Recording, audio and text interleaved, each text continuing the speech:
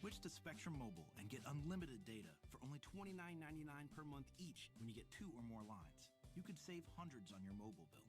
Plus, there are no added taxes, hidden fees, and no contracts.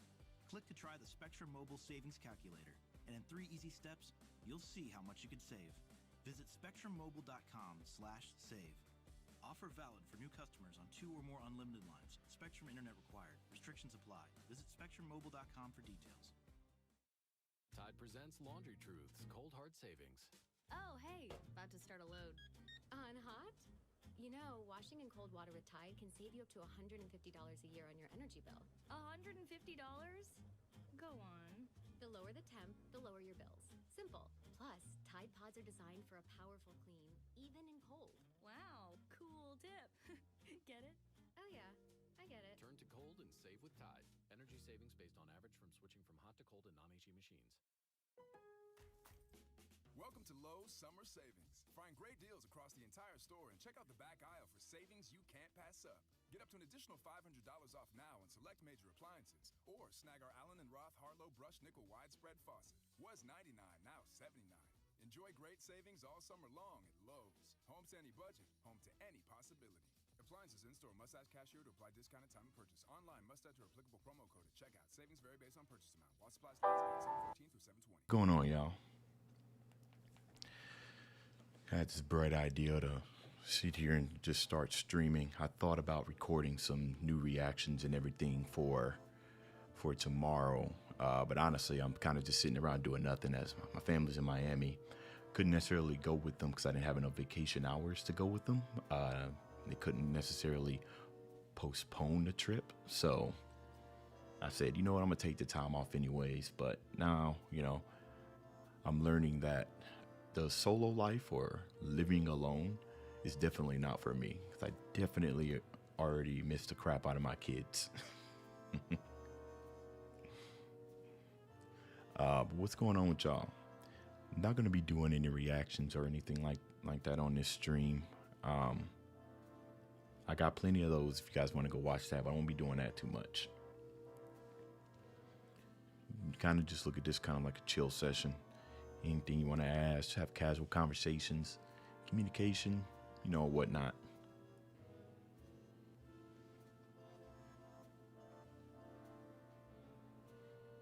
As you guys know, if you didn't know, I am a big fan of jazz music, so I got that playing in the background.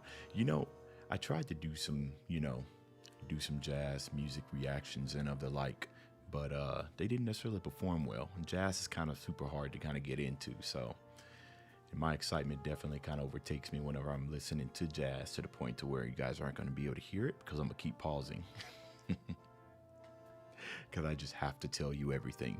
And that's how I am in my reactions, why it's like super difficult for me to listen to something, because I got this thought in my head whenever I'm listening to something, and if I don't tell you right now, I'm going to die. that's the facts. It's like one of those things where it's just a natural moment. You say what got me into jazz in the first place?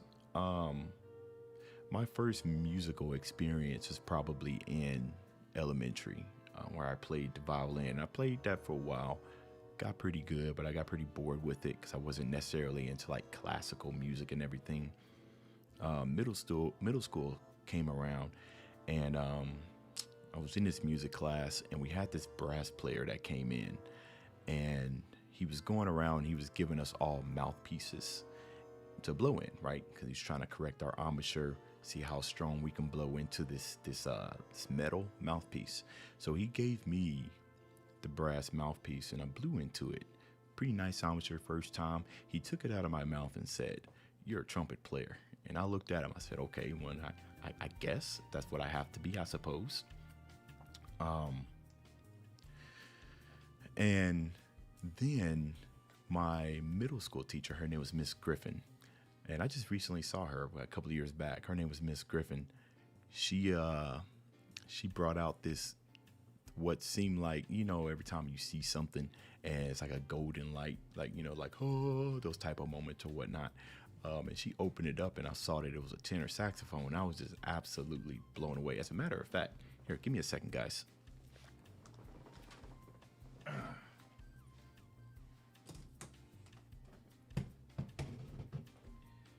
I actually have my sax. Maybe if I'm not too rusty, I can actually play a little bit for you guys. But this is my baby right here.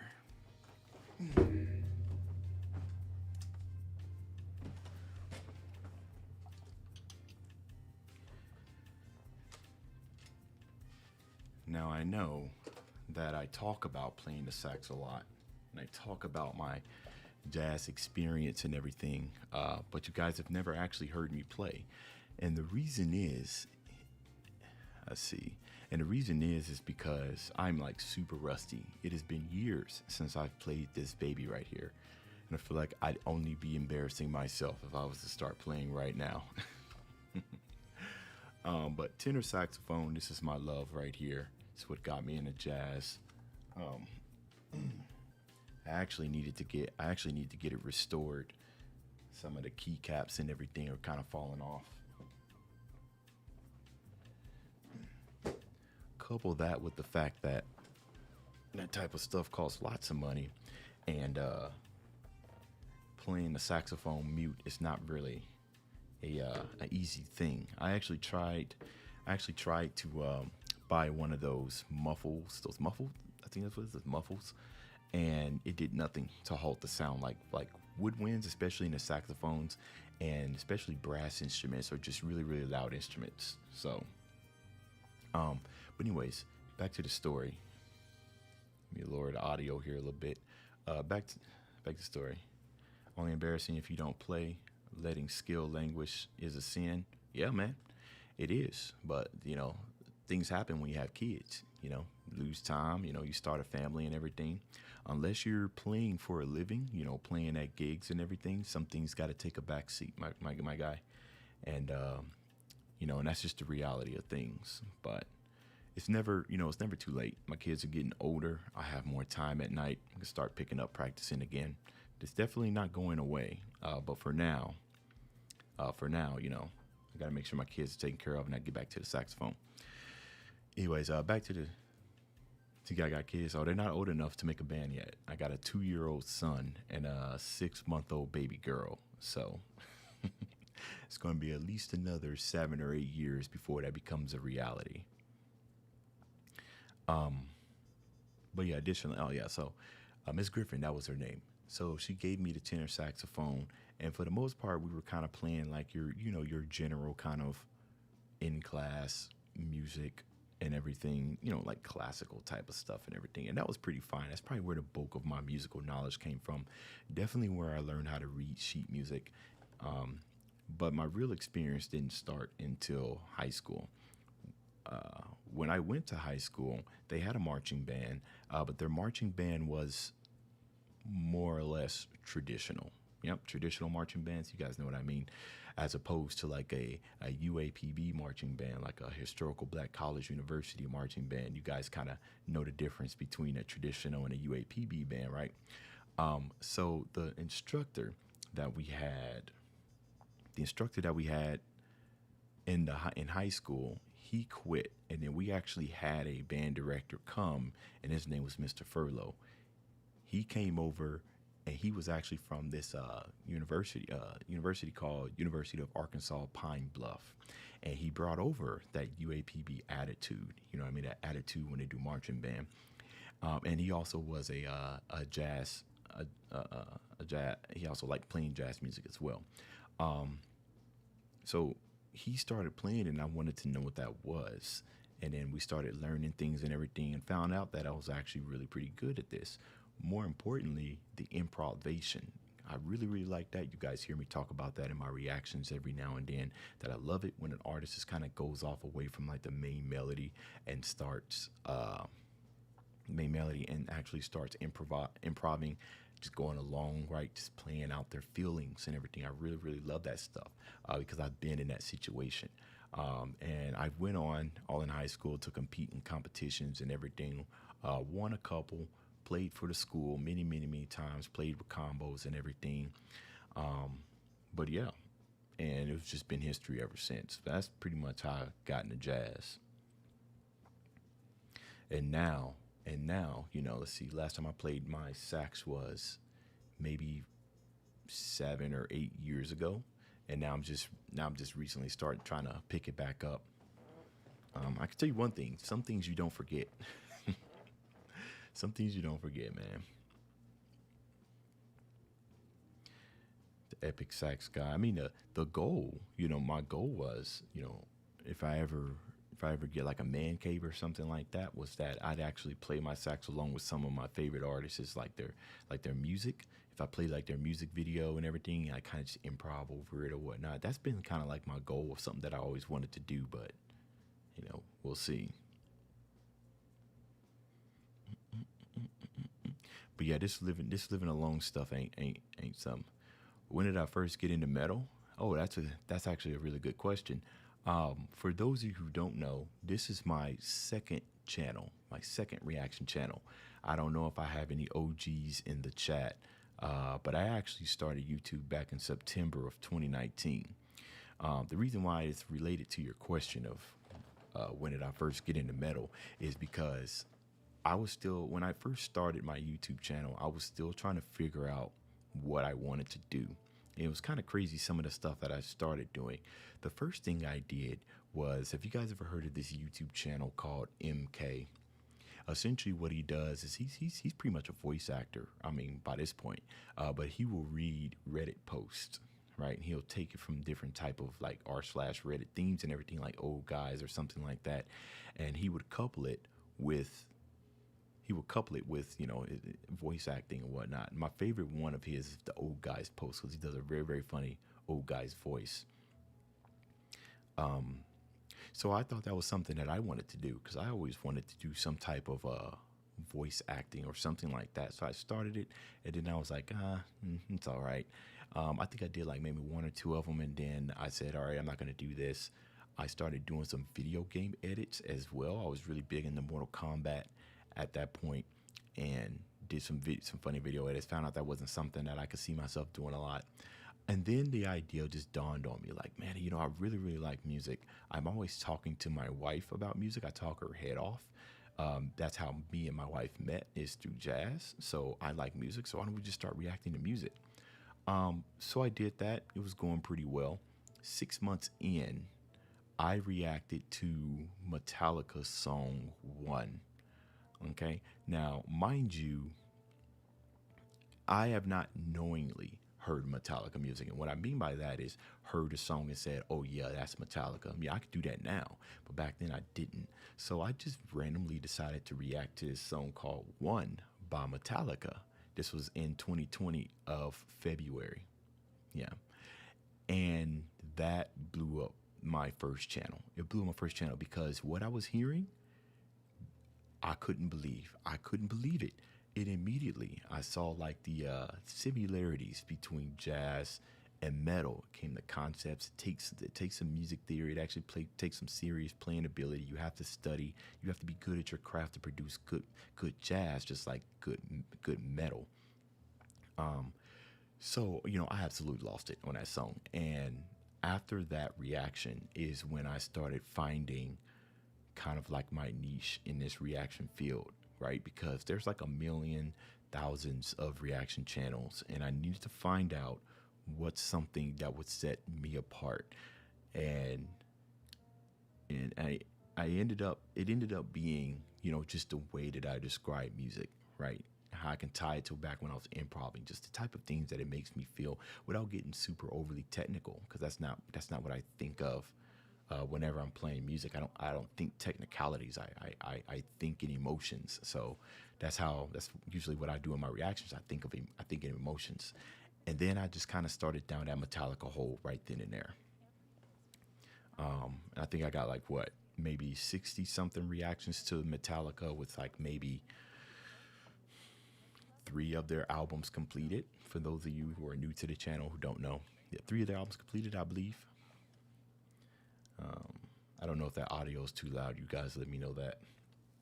So like 3 albums, and then that led into Black Sabbath, and then that led into Iron Maiden, that led into Megadeth, and you guys know how the metal, that rabbit hole goes, especially somebody who doesn't listen to metal.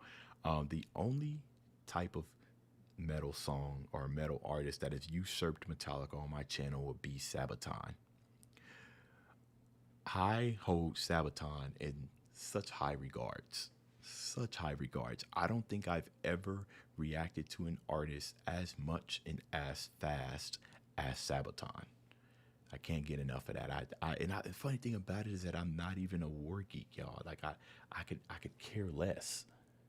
Well, I can't necessarily say I can care less. I can just say that I wasn't necessarily a war buff or a war geek until I started listening to Sabaton. And then you combine something I didn't necessarily care about, like history, with something I do care about, metal. You bring them both together, I'm gonna at least care a little bit more about history now. You know what I mean? Sabaton's done a really good job with that. So far, like my top metal band would have to be them, right? And the amount of times I've reacted to them reflects that. But yeah, favorite metal bands. What did I think of the new Disturbed song? Well, anytime I do a reaction to a song, I always think that I've left everything that I needed to say about that song, right? Unless you didn't watch the whole reaction, because I 100% did say everything I thought I needed to say about that song, unless you're asking me about Disturbed in general. Thoughts on Bo? 30% of Iron Maiden songs are about war. Oh, yeah. Bo Burnham. He's unique, right? And I've seen we've all seen type of comedians and everything, but his ability to kind of just mask his problems and blend them in with comedy. When I've been doing reactions to him, I'm sitting here thinking this whole entire time, even though he has a smile and stuff on his face and everything, he could literally just be hurting on stage while making us all laugh, right? And this is pretty much his kind of like his way of dealing with it, right? His coping mechanism and everything. But sometimes when I hear him perform, it's like I hear like real anger, possibly, or real sad, or like real emotions coming out, and it just makes you guilty sometimes for laughing. You're like, should I be enjoying this? Are you secretly asking for help and everything? Now, obviously, Bo has those scenes where it's mostly just fun, and he's having a good amount of fun. But like his last thing I did a reaction to, which was what's funny and everything. I can't. The way he said Tourette's, I still can't get over that. I still can't get over that, but that was absolutely hilarious. But yeah, he's unique, and that's what we need in these times. What I am wondering about is, in the coming age, you guys think like comedy is dying, like stand-up comedy? They gotta. It's almost like they have to censor what they talk about these days, right? I don't know what the future of comedy looks like. But yeah, I love dark humor. As a matter of fact, inappropriate jokes are actually my favorite jokes. The jokes that you wouldn't necessarily tell around your parents. Those are my favorite type of jokes. I don't know why. I blame my father. He had a whole lot of inappropriate jokes with his friends and everything, and I'd be eavesdropping. I'd be cracking up right along with them. Oh yeah, Shin. Yeah, I did a reaction to it already.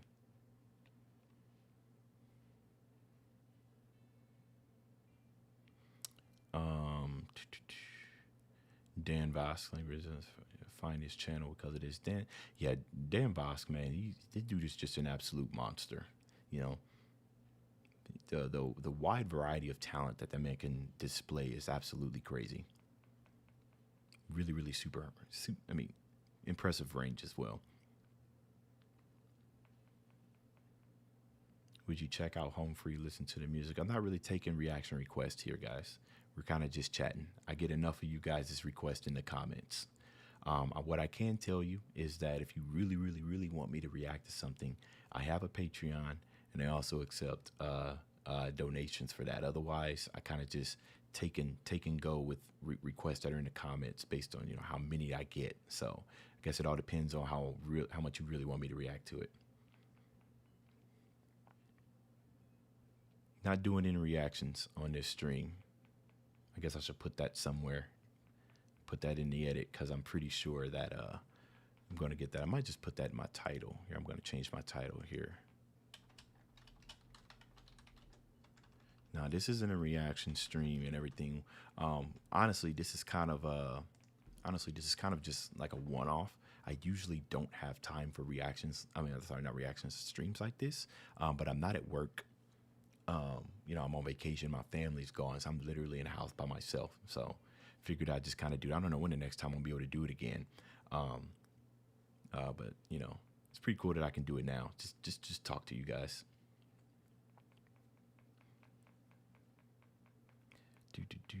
What's my favorite song? Like you got to give me a time span, right? Because like my favorite song almost changes like daily. You know what I mean? I'm sitting here looking at my channel right now to see what I've reacted to in the last week. See if I can find something that's a favorite of mine. Disturbed song's pretty good. I don't think I have a favorite song of all time, really.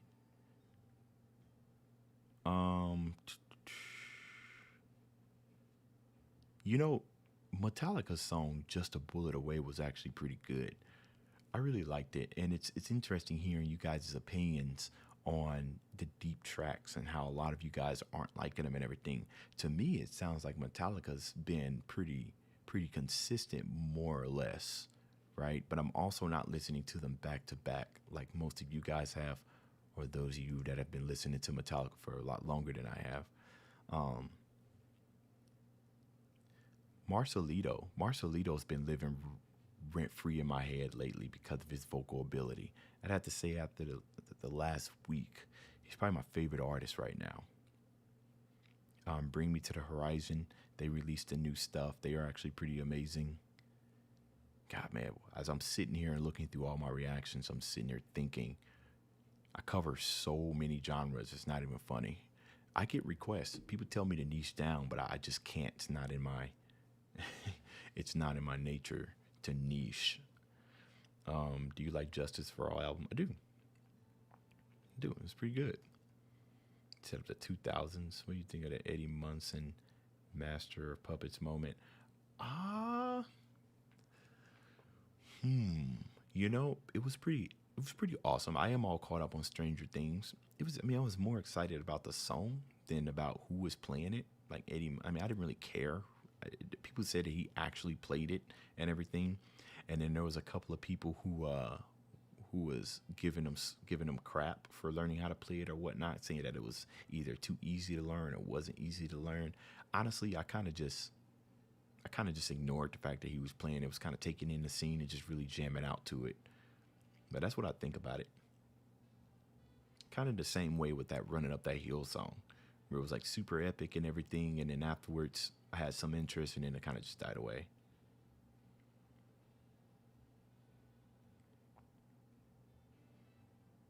I guess Rainbow Bacon is spamming. Let me see. Might have to, there we go.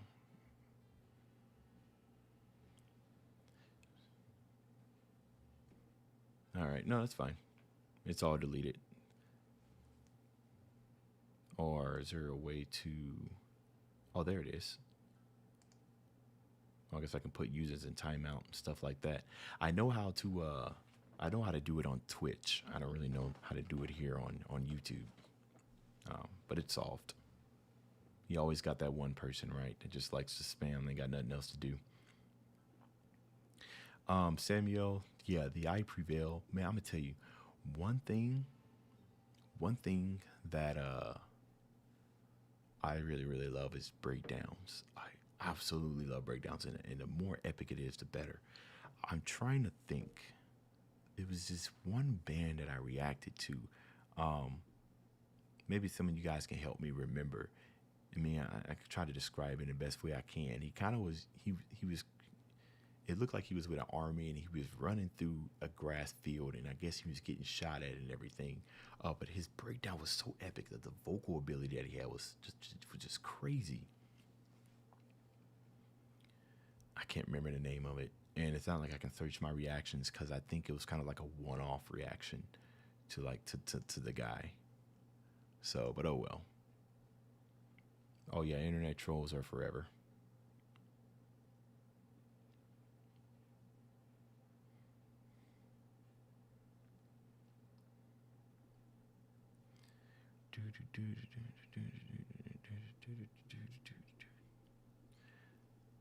Hannah, see your comment about Voctive.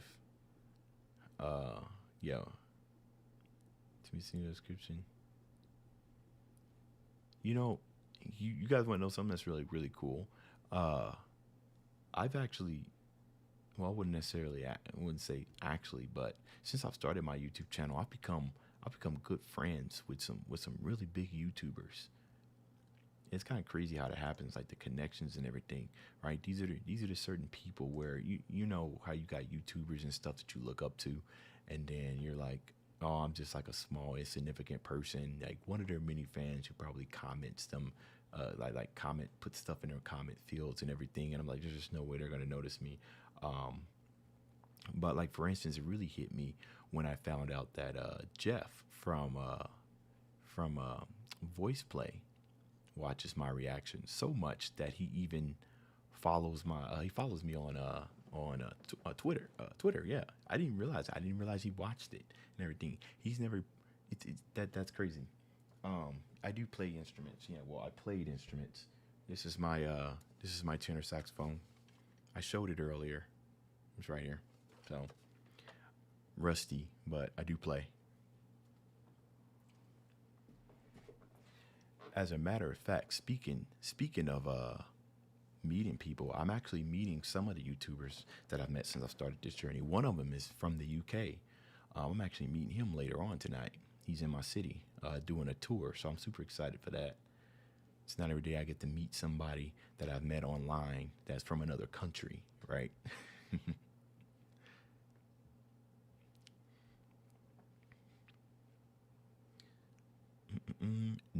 No, I do not play the guitar. The only instruments I play are the tenor, alto, soprano, and the bari saxophone, a little bit of the keyboard, and a little bit of the trumpet, but that's pretty much it. Favorite acapella artist group is going to be Voice Play. I feel like they're just absolute super diverse. And, you know, it did used to be Home Free, and Home Free is still a really, really good band. I guess I could say that when it came to Home Free, it's not necessarily that they're becoming predictable, but that might just be it, right? That's generally kind of like your feel good vibes, you know, positive message and everything, and country, you know what I mean? And that's all fine and dandy and everything, but every now and then, you know, I want some change up. And right now, acapella wise, Voice Play is, I believe, kind of like the king in that area.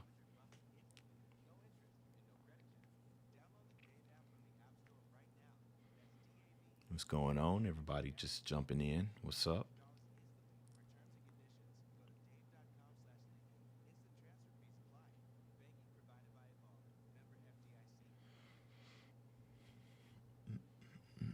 Do any of you guys play any instruments? I don't know how long my stream is going to be. At some point, I gotta stop it and get some reactions recorded for tomorrow. Or actually, no, I need to post 2 more today before the day ends. I've been on kind of like, you guys know, I'm not super close to 100,000 subscribers, but I am at 90. And I've been kind of going on this 1 week binge. So if you guys have seen a lot of my videos in your home feed, it's because I was kind of going through a six video a day kind of thing. But it's absolutely killing me, actually. 6 videos is a lot, and it's not the recording that's killing me, right? It's the editing, it's the thumbnail creation, it's the title, the SE, like the search engine optimization that I got to do to each of them to make sure it can do its maximum. That's generally what takes the longest time, not even recording. So if I've been killing you guys' home feed with a bunch of videos, I apologize. I'll go back to my regular scheduled uploads Tuesday, I think, because I usually do 3 to 4, but every day it's been 6. So yeah, apologies for the overload. Hopefully you guys can forgive me. I also had a lot of Patreons I needed to take care of too as well. So,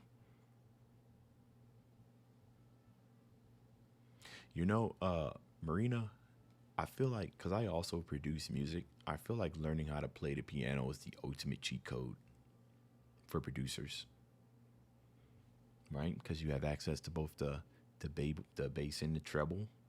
You're kind of forced, and that's one thing that I didn't learn, right? I didn't learn chords when I was learning jazz, because most of the things I learned how to play was, saxophone, which is single fingering. So, and I didn't play the guitar, so I never learned about chords. And I didn't compose much or write any sheet music or anything. I kind of just played. Do I play Master Duel? Yeah, I played Master Duel. It's all right. Again, it's mostly just about the time that I have. How do you stay motivated to keep streaming as consistently as you do, and do you ever get burned out? Interesting. How do you stay motivated to keep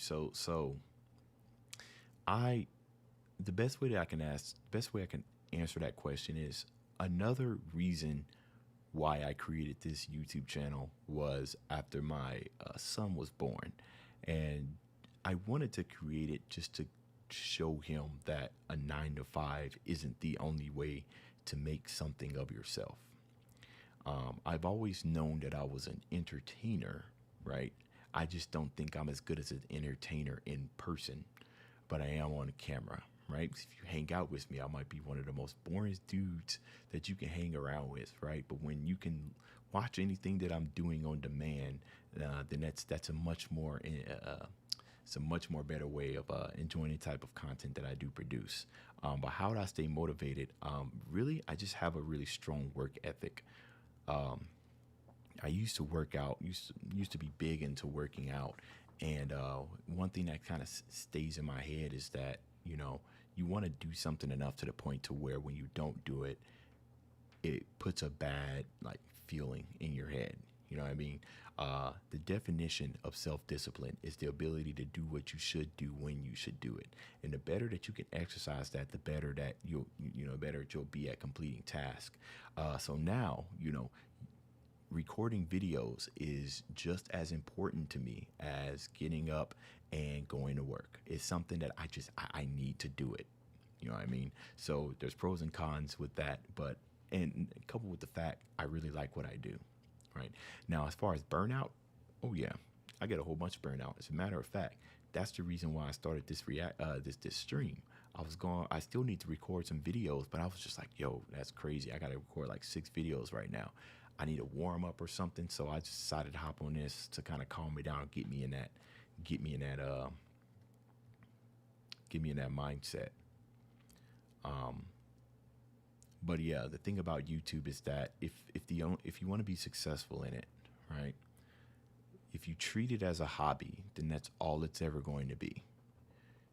If you want to get good at it, right? You have to treat it like it's your job. You have to take it seriously. Otherwise, it's not going to take you seriously. Now, YouTube is fun as a hobby as long as you don't expect much from it. But if you really want to do something with it, you got to go all in. There's no halfsies. Only a few people get lucky going halfsies on YouTube, half effort and everything. But most people don't get that lucky. And I could name a few channels and everything. So hopefully that answers your question, Matt. It's Mad Raven. It's mostly just determination.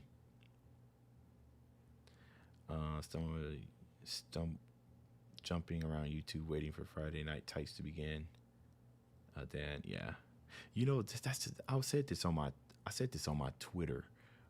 I don't understand why my Dan Voss reactions perform so poorly, considering that the fan base is so great. I don't understand that at all. They don't perform. It's not his new songs. It's when I go back, and that's why I'm a little hesitant when I go back into his deep catalog. You know what I mean? Because the truth of the matter is that not every song needs a reaction, right? Not everybody is searching for a reaction to a specific song. So I got to be strategic in the type of things that I decide I wanted to react to. And most of the time, anytime I go back and react to anything that's in the archives, like that's older, it does not perform well. And I gotta take those type of things into consideration in order to kind of if I'm trying to grow a channel here, I got to take those into consideration. So if you've ever seen me not doing many reactions to a certain artist, that's generally why, is that most of the people who was watching it have not visited my channel in months to watch it anymore. So the data tells me that there's nobody around to watch it. So there's no need to continue doing reactions to it when I could just watch it off camera. So, but with the way that my channel is structured, because I don't niche down, that's to be expected, right? You never know what I'm going to upload the next day. It's chaotic. It's not exactly the best way to grow a YouTube channel, but it's my way. So, like Frank Sinatra. Be a singer? I actually do sing. I don't know if you guys don't know that. I do sing. And speaking of Frank Sinatra, that's generally what I would sing. Old crooner stuff. No, I don't have any desire to pick up the guitar. No, what I do have a desire is to pick back up my sax, and I actually wouldn't mind learning how to play the piano. Big H Mac, yeah, he released a new track today. Depending on when I might do a reaction to that later on today and post it, but it'll probably be later on in the day.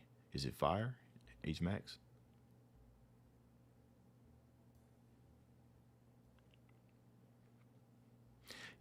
Robert, I get those type of comments, a whole lot, react to this person, they're going to grow your channel. And sometimes it does the exact opposite. Like I said, what matters is if people are actually searching for reactions to that band, no matter how good the band is. Not every band or music needs a reaction. Rubik's Cubes, I never learned how to solve a Rubik's Cube, but my wife can solve them very, very quickly. Like, if you guys think I know about music, my wife is actually the mastermind between both of us, because she actually has a master's degree in music education. So she's the big brain. However, she has told me time and time again that she will never, ever, ever, ever, ever get on camera. Ever. I told her that when it comes to reactions, 2 people are cheat codes in reaction videos. They're cheat codes.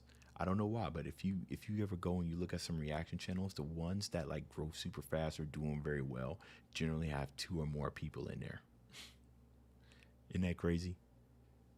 I told my wife, I was like, yo, we can be like super big if you just join in, so our thoughts and everything are kind of just bouncing off of each other versus one person, right? You just have my point of view and your point of view. But I can't disagree with it. It is a lot fun looking at multiple people in a video reacting to something as opposed to one. So I look at it as a cheat code.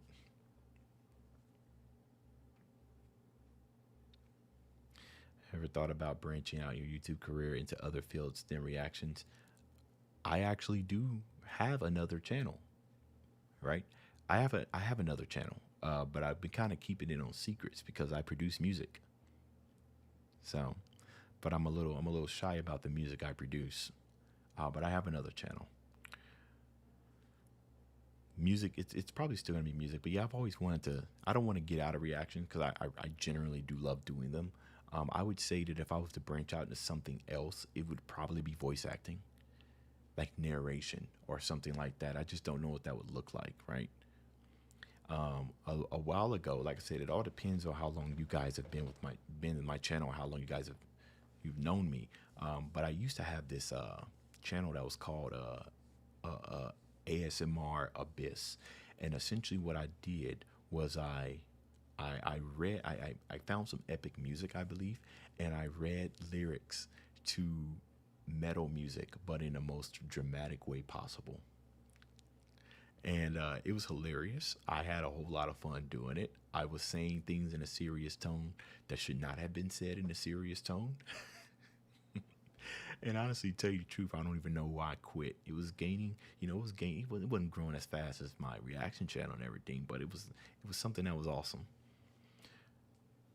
Do any of you guys remember that? I highly doubt some of you guys know that. It was like I said, it wasn't a channel that I promoted, but it was called ASMR Abyss, and it was a whole lot of fun.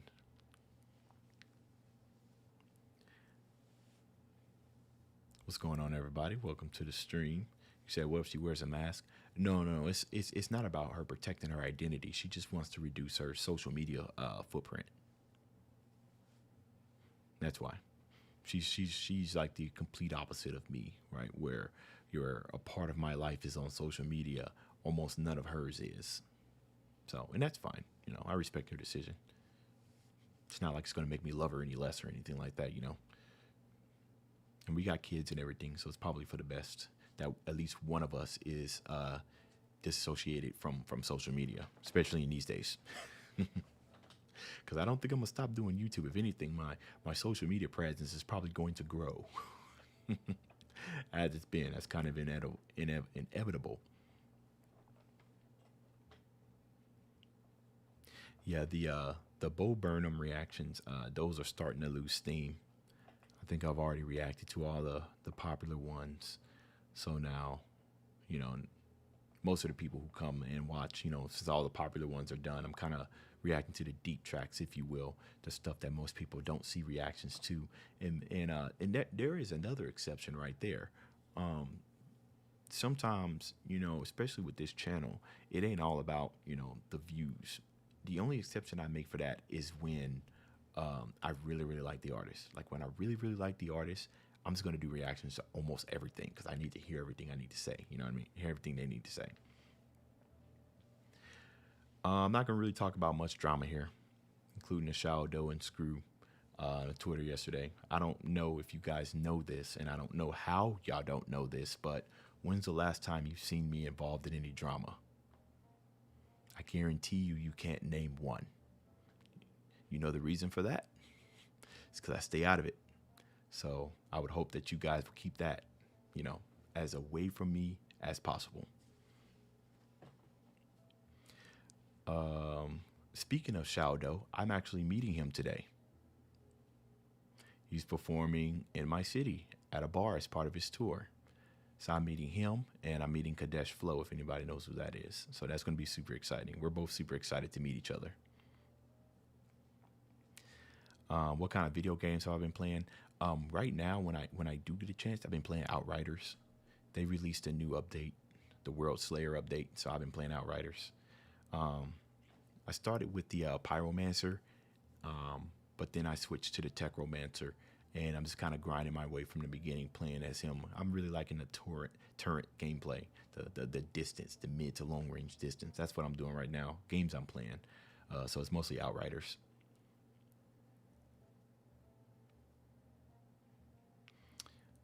Social media, everything.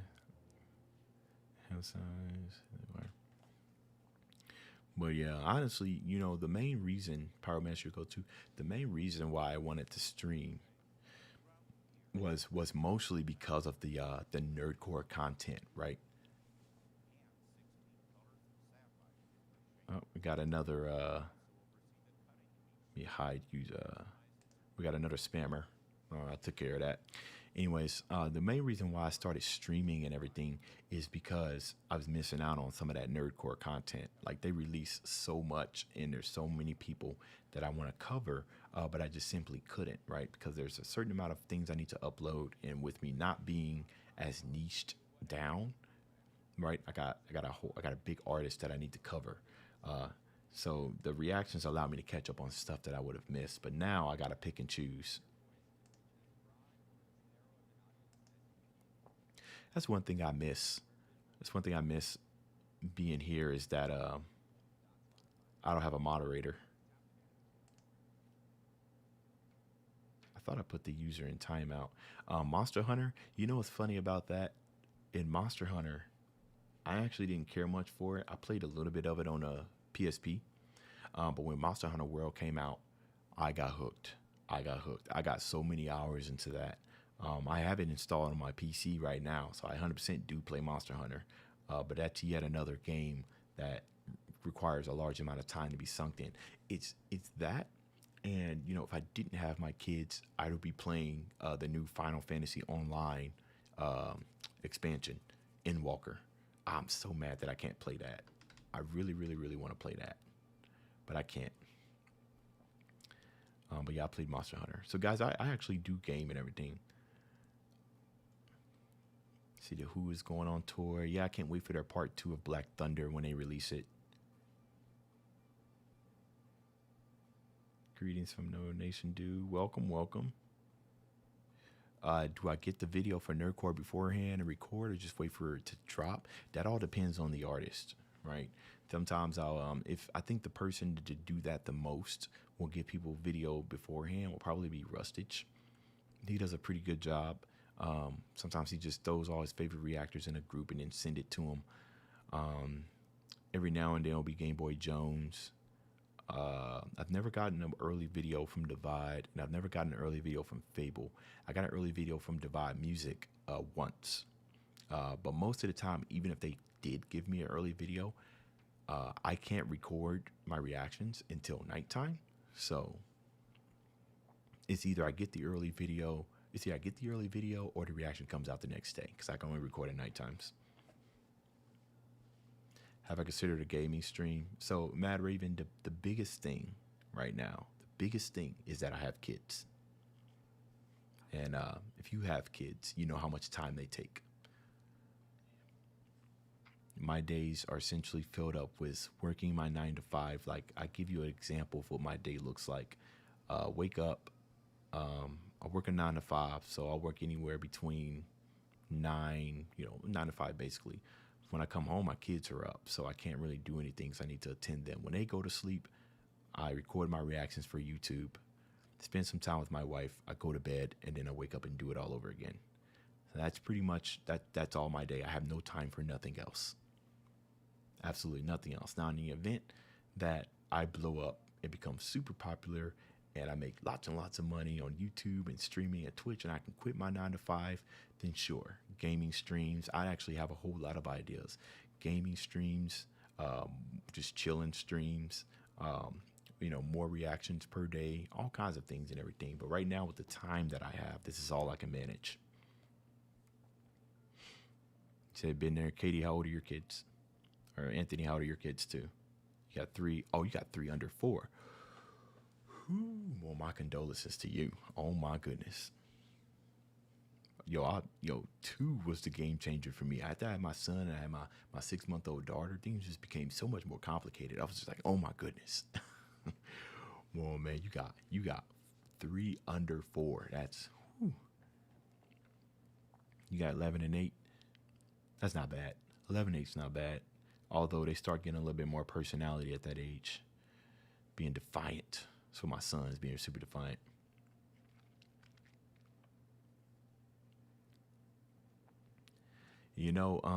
Citizen Soldier actually came, I discovered that band actually from one of my Patreons. Other than that, I would have never heard of Citizen Soldier. But every now and then, when they release some new stuff, it's always super exciting. And I've said it in my reactions. I'm really glad at what they're choosing to do with their platform. To talk about those type of issues and give word to feelings, right? Stuff that maybe people can't explain can't explain in the right way. They feel like they're doing it for you. I mean, you watch a Citizen Soldier song, and I swear to you, it's like they know exactly what's in your head, and they're really good at doing that. And they put it over some hard rock. Like, come on, man, absolutely amazing. But I found that they actually like my reactions as well. They I think on every reaction to Citizen Soldier I've done, they left a comment. I always like to see that, right? Because you never know. As a reactor, I run into copyright issues all the time. And at any point during all these copyright claims that I have on my channel, it's probably like a good 70%. Any one of them can issue a takedown notice, which immediately gives me a strike. That's what's so scary about being a reactor.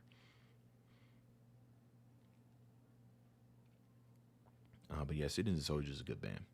Do you listen to any rock like 2000s era rock or alt rock? So the thing about it is that I was born in 1990, so I was like 2000s era. That was peak. You know what I mean? So yes, I've listened to a whole lot of 2000 era rock. I just didn't listen to any metal. And most of the it was actually games that got me into rock, like SmackDown versus Raw. If you guys ever played that on like the PlayStation 2, SmackDown versus Raw, they always have like some banging rock music, man. It's really, really good stuff and everything, but they're good. Why is my voice so smoothing and soothing? Genetics, long vocal cords, I suppose. My grandchildren just went home after being here for 3 months, and I forgot how quiet my man. I'm telling you, the quietness here is killing me. It's so crazy how quick you get used to being to a noisy environment, right? Because my wife isn't here, my son isn't here, my daughter isn't here, and it's just so quiet. And these apartment complexes that I live in are already super quiet, so it's almost maddening. Like I don't know what to do with myself. I also wondered. When I had my first kid, and then I started seeing my time disappearing. I started asking myself, man, what the hell was I doing with my time? Because now it feels like I have no time, but it feels like I had all the time in the world before I had a kid, and then I had a second kid, and then I asked myself that same question: what was I doing with my time? I must have not been doing nothing, because now I got all these ideas and everything with nothing, with no way to execute them, no time to execute them. So, my advice to you, those of you who don't have kids, is if you say you don't have time for anything, you 100% do. And here's the reason why I know you do, is because whenever something comes in life that you really, really care about, the first thing that you do is you make time for it, right? So I have kids, right? When I didn't have kids, I probably would have said, oh, I don't have time for that. But seeing how I made time for my kids because it was something that I cared about made me realize I actually did have time. I was just effectively using it. I wasn't using it effectively. So yeah, especially if you single and you don't have kids, I promise you, you have time. I promise you.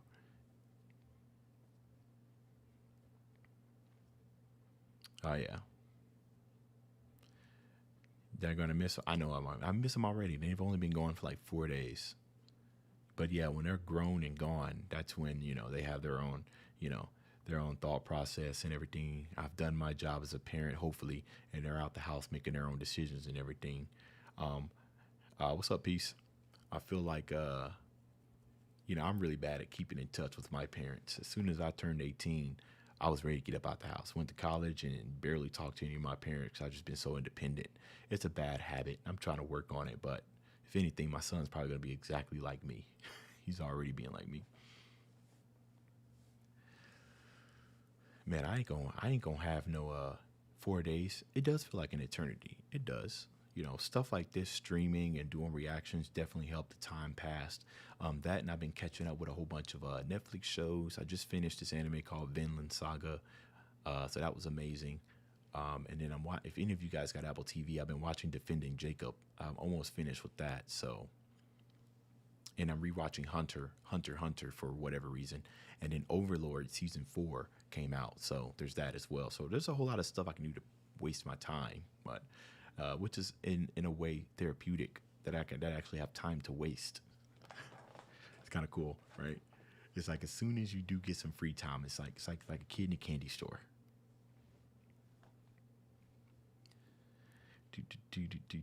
Yeah, I'm good, peace. Appreciate you for asking. Um, See, yeah, Anthony, and that's the issue, right? Sitting on a couch, like I cannot stand still. I gotta be doing something, and that's what makes it hard for me to take breaks and take vacations, because I always have this like productive mindset.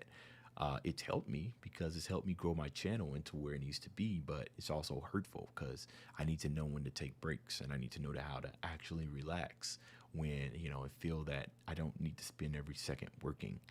That's the downfall. Like, I'm aware of what my issues are, but it doesn't mean I can just stop. I got to be doing something. Brina, I live in Kansas City, Missouri. I have seen for All Mankind, not Blackbird, but For All Mankind is very interesting. Yeah, that race that they're doing to space with Russia, first man, all right, now the first woman's on there and everything. It's very interesting. I haven't watched it all, but I'm aware of what it is.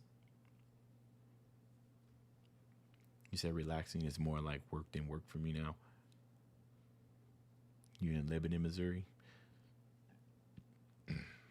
Yeah, I'm in the Midwest. I'm from Kansas City, Kansas, but I live in Kansas City, Missouri, and I've been here all my life.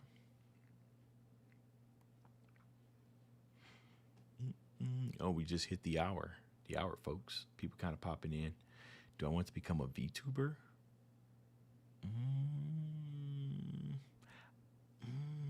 I don't know. Maybe. I mean, it would be somewhere in the realms of voice acting, right? But how effective is a VTuber if my face is on the internet 2,000 times, right? Everywhere. I mean, it kind of destroys the immersion, right? I would think. But then I think about VTubers like Amy Lee. And she does covers and I think TikToks of just showing her face and singing. So I guess you can do both. But no, VTubers isn't necessarily my thing. I don't know. The whole just showing my face and letting you guys see who I am, I got no problem with that. Not only that, but isn't VTubing like super expensive? You got to get your model made, costumes and everything. I mean, you got to be down for the cause to you got to, I don't think you can half VTuber, right? You got to like fully commit, and I don't know if I'm mentally there yet. Jonathan Young, come on, man. What kind of question is that, McDonald's? Do you know how many Jonathan Young reactions I have? I just released one, yesterday? Come on. And you may not, my bad, you may have known that. Yes, I do like Jonathan Young, and I have plenty of reactions to Jonathan Young. Me and him are best friends on Twitter. We talk all the time. We like each other. I like Jonathan Young. Man, I haven't seen that. My next Dan Vosk reaction. We'll see.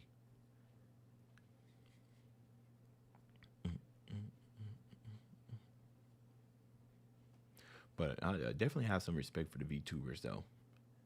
Especially how far it's come from where it used to be. I mean, you got I would say one could say that it's even created new jobs, right? Because then you have people, aspiring VTubers who want their stuff animated. So that's pretty cool. It's like a midway in between like 2D drawing and animation, like the VTubers animating that. I graduated from, for those of you who didn't know, I graduated from K-State University in 2013. My degree was in 3D art and animation, and I taught there as an assistant teacher for a year. I found out that I was a better teacher than I was a creator. It was pretty cool, but that's where it's music, and my second expertise level will be in 3D modeling and animation. So I don't talk much about that on my channel because, it's not music related, but that's another set of my skills. What's up, Justin? What's my next video going to be? I don't even know. I don't even know. See, that's the dangers of not having a niched down channel, is that, oh, somebody's calling me. Oh, that's the thing about having a danger about that's not niched down, is that I pretty much just kind of go wherever, especially if I've already taken care of my Patreons. Give me a second, y'all.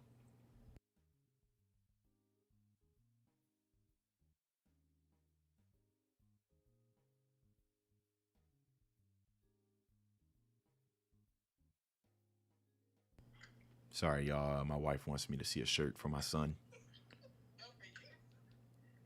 That looks fine. Yeah.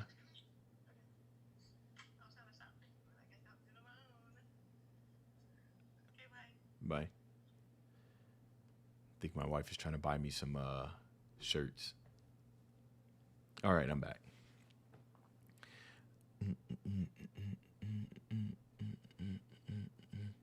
I forgot what I was talking about. Not only that, but when they do 3D stuff, there's stat behind it. Really? I mean, the stat behind the scenes for the VTubers. I mean, I know that there was like moderators and everything, right? To moderate the chat, and I was actually looking up online the other day about how VTubers control like the model, and I saw that they use like a phone for something and everything, and I kind of just thought that was it, right? Where they would make sure their model was synced up and then they would go live. What do you mean by that? The Darce, I already have a reaction to that, to Wolf Within. I already have a reaction, and I've noticed that some of you guys only visit my channel like once a month or once a couple of weeks and everything. But one thing I do implore you guys to do, while I have 15 of you here, is definitely search for the reaction, because more than likely I have done it. It's just that you haven't been to my channel in a while, so you missed it. But I 100% released the reaction to that the day after it came out, or the day of. So, man, hold on, guys. Yes. I'm sorry, medium or large? Hold on.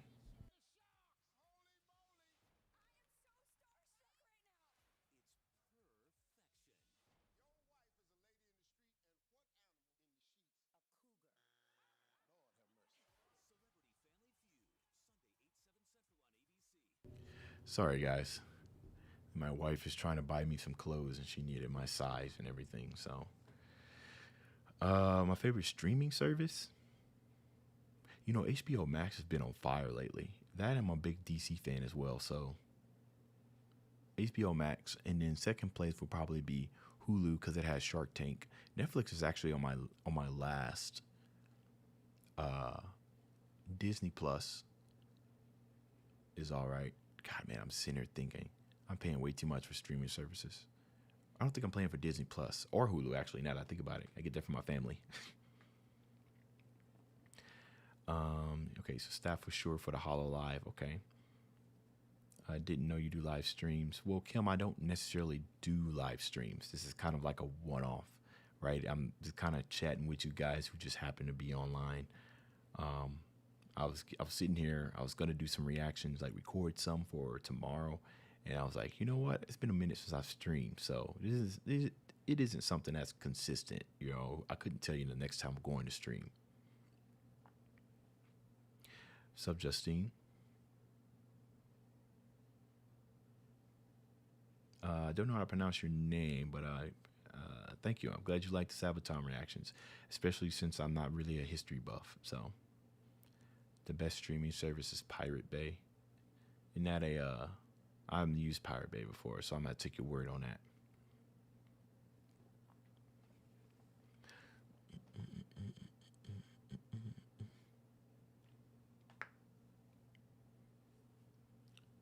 I feel like maybe back in the day, Pirate Bay, aren't they?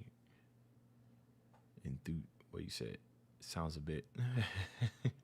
I mean, I don't know anything about Pirate Bay, so if I don't take your word on it, then, you think they're the best for a reason. My Sabaton video, how you discover Sabaton? Oh, well, appreciate that, but make sure you go watch the original as well, and definitely kind of dive out. And listen to some more of their stuff, right? Because I don't have a reaction to everything. They got such a huge discography. It's not even funny. Tariq, have you heard? Are you guys aware that I have rap songs on my YouTube channel?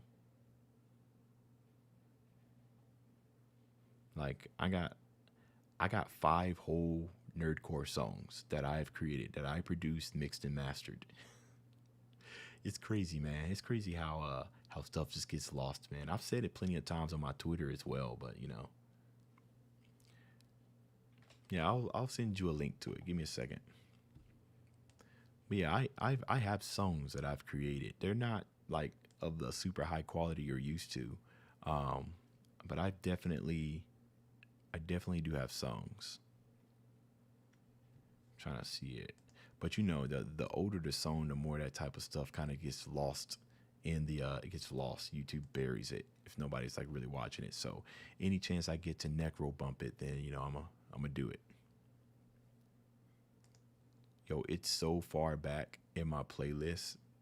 It's crazy. I gotta go back so far. This is why can't none of y'all find it. All right, I'm about to share a link here in the chat. My very first song was for Eins Ulgaon. I really like him. There you go. That's a link to all my nerdcore songs that I made. Some crap quality, some of them good.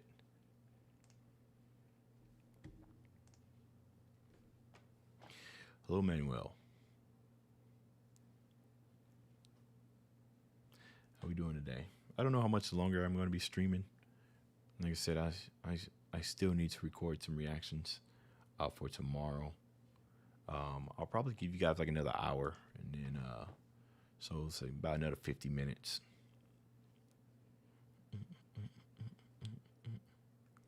I actually need to get some water. Talking nonstop for an hour. I didn't come prepared. When I got my water bottle, I'll be right back.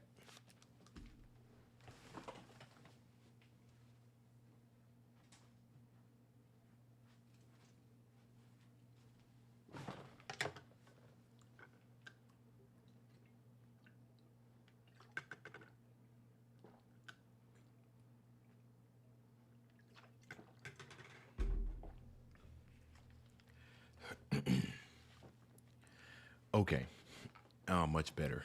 I felt like my throat was kind of giving out on me there.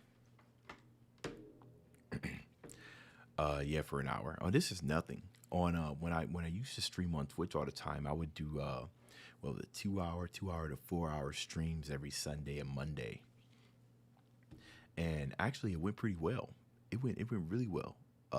I know some people are telling me that it takes them like a month to 2 months to make affiliate with Twitch, which, you know, they have certain requirements that you have to meet in order to become affiliate and start getting paid. But it only took me a week to get affiliate, and I got my first check from them within that next month.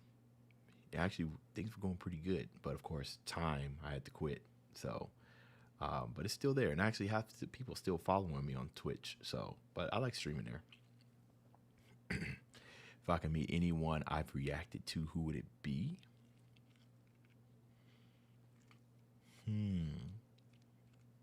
Again, it's kind of hard to answer that question.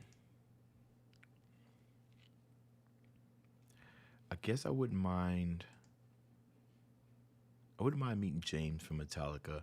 I wouldn't mind meeting any of the acapella singers, specifically the bass. So Tim and Jeff, Peter Barber. I wouldn't mind meeting Peter Hollins, Floor Jansen from Nightwish. I wouldn't mind meeting Chris Stapleton.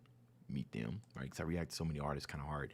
I don't know if you guys know about the Indian folk metal band Bloodywood, but I'd like to meet them. You see, I'm just going through my playlists to see if there's anybody. The two singers from the Electric Callboy.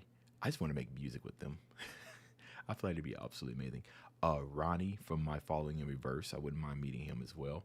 I want to meet Corpse. His voice is a lot more deeper than mine, but I just want to have a conversation. It'll be like little bass, big bass kind of thing. Angelina Jordan, wouldn't mind meeting her. Honestly, they call her the jazz princess, but I wouldn't mind like just playing like some jazz, her own singing on stage, and I'm just in the background singing. I think that's about it. Like people that I could just see myself meeting. Maybe Harry Mack, Dan Vasc for sure. Dan Bull, I can meet him as well. Bo Burnham, yeah, I can see him. Jonathan Young. I feel like if I'm going to meet anybody in real life, right, outside of who I'm going to be meeting today, it'll probably be Jonathan Young. I wouldn't mind meeting him. I haven't seen Stipendium's last. I have not.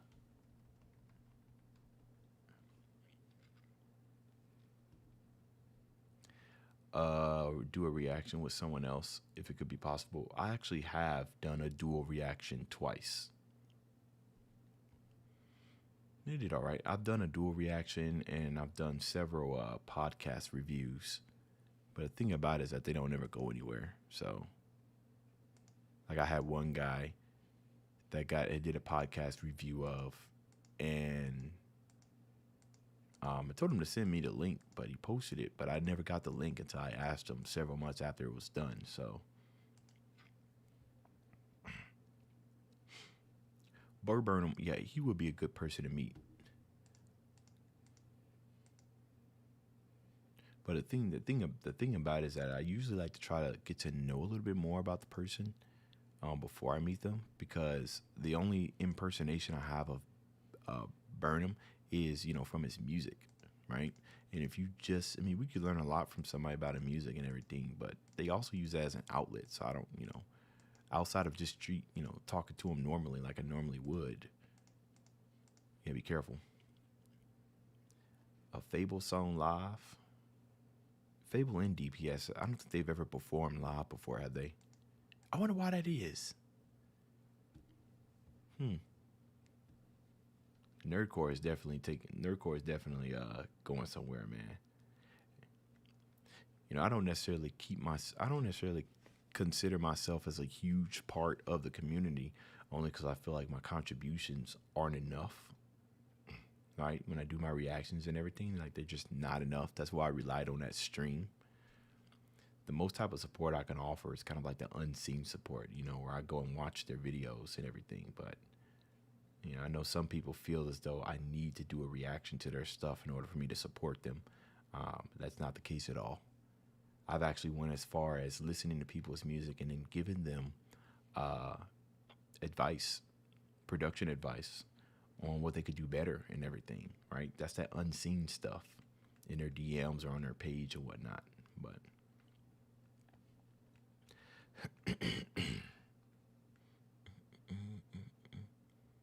have any of you ever met a YouTuber? Hello, Stacy. This actually didn't go as bad as I thought it would. I was sitting here thinking, because I haven't streamed in a while, I was like, oh man, it's going to go terrible. It was actually pretty easy to set up.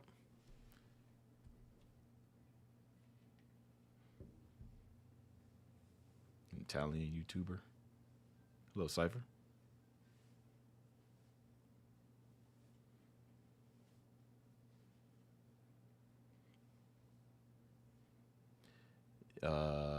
It's in to see someone from the Midwest of USA be prominent online. No, it's not. You've heard of Tech Nine, right?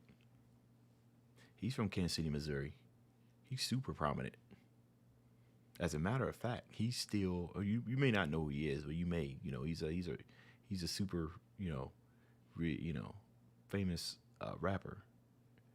Out of here, right here, out of Kansas City, Missouri, where I live at. He's around here and everything, and we got a couple of good artists that are out of St. Louis as well, which is about three years ago. But yeah, you're not saying that it's impossible. You're just saying that it's interesting. You're correct, right? Because when people talking about legends and people who are doing big things or pushing a certain genre a certain way, they're generally from like the East or the West Coast, right? Nobody says, oh, there's some good talent coming out of Kansas City, Missouri. Like, nobody says that. You know what I mean? So yeah, from that aspect, yeah, it's definitely interesting. Tech Nine was your first concert? That's awesome. I still have not seen Tech Nine in person. It was kind of crazy because the job at where I work with, a whole lot of celebrities come through, but I have not met Tech Nine yet. I don't understand that because a lot of people who met him say that they met him in some like some of the most obvious places, not obvious, but most randomest places. And he really just be walking around with like very little security details. He just be chilling. And I'm just like, either I don't get out as much or something, because I ain't never seen the man.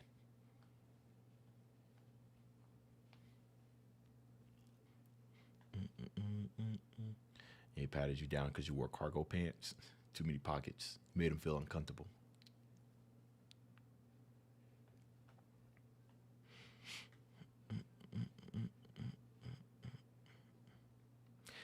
You found, what was that, Kieran?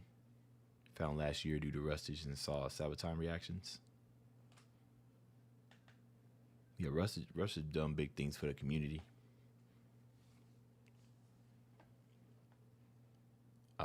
Favorite channel? that I reacted to. What do you mean, like?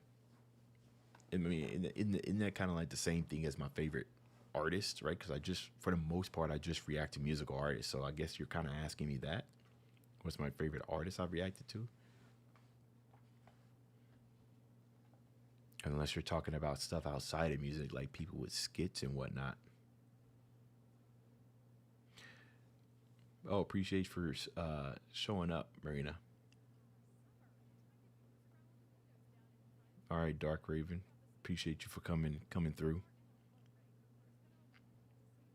I think if I'm going to see a live band and I had to choose, I'm probably going to go to.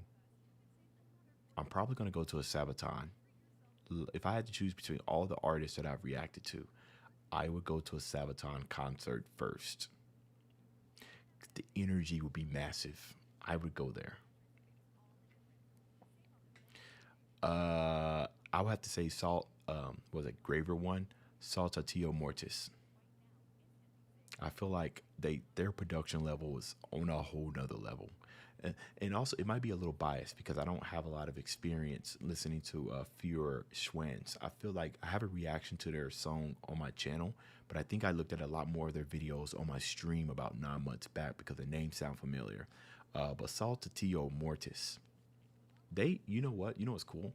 And I was telling you guys that I've fostered relationships with some of these big channels, like to the fact where they know me by person. Saltatio Mortis, they actually send me their videos early. They give me early access to their videos, and if they can, they remove the copyright claim. So that I'm super grateful for that. Super grateful. But they send me early links sometimes. They'll just hit me on my email, and I'm just like, yes, all of that. Yes, yes. Come on now, you already know. Nervous are meeting an artist and group you really like because they can be a-holes in real life. Yeah, I feel that. You guys remember that song, Video Killed the Radio Star, right? It's not necessarily the same context, but you seeing somebody in person, it's catfish. That's what it is, catfish. Well, I guarantee you that if any of you guys met me, I'd probably be more boring in life. That's probably what it will be. That might be the disappointment, unless you want to talk about music. 'Cause we could talk about music all day long, but I pretty much just chill, take care of my family, and go to work. Toon Ben, Donna, Palinga, welcome to the stream. Did I ever react to Divide's Fire Force song? Maybe. Let me type it in. Fire Force. Nope. I got the only Fire Force reaction I have is from Daddy Fast Snaps Company 8 and then Rustage's Surrender in Flames. So I didn't discover Divide until his Lemillion rap. His Lemillion song he did for My Hunter. So anything after that I have not heard.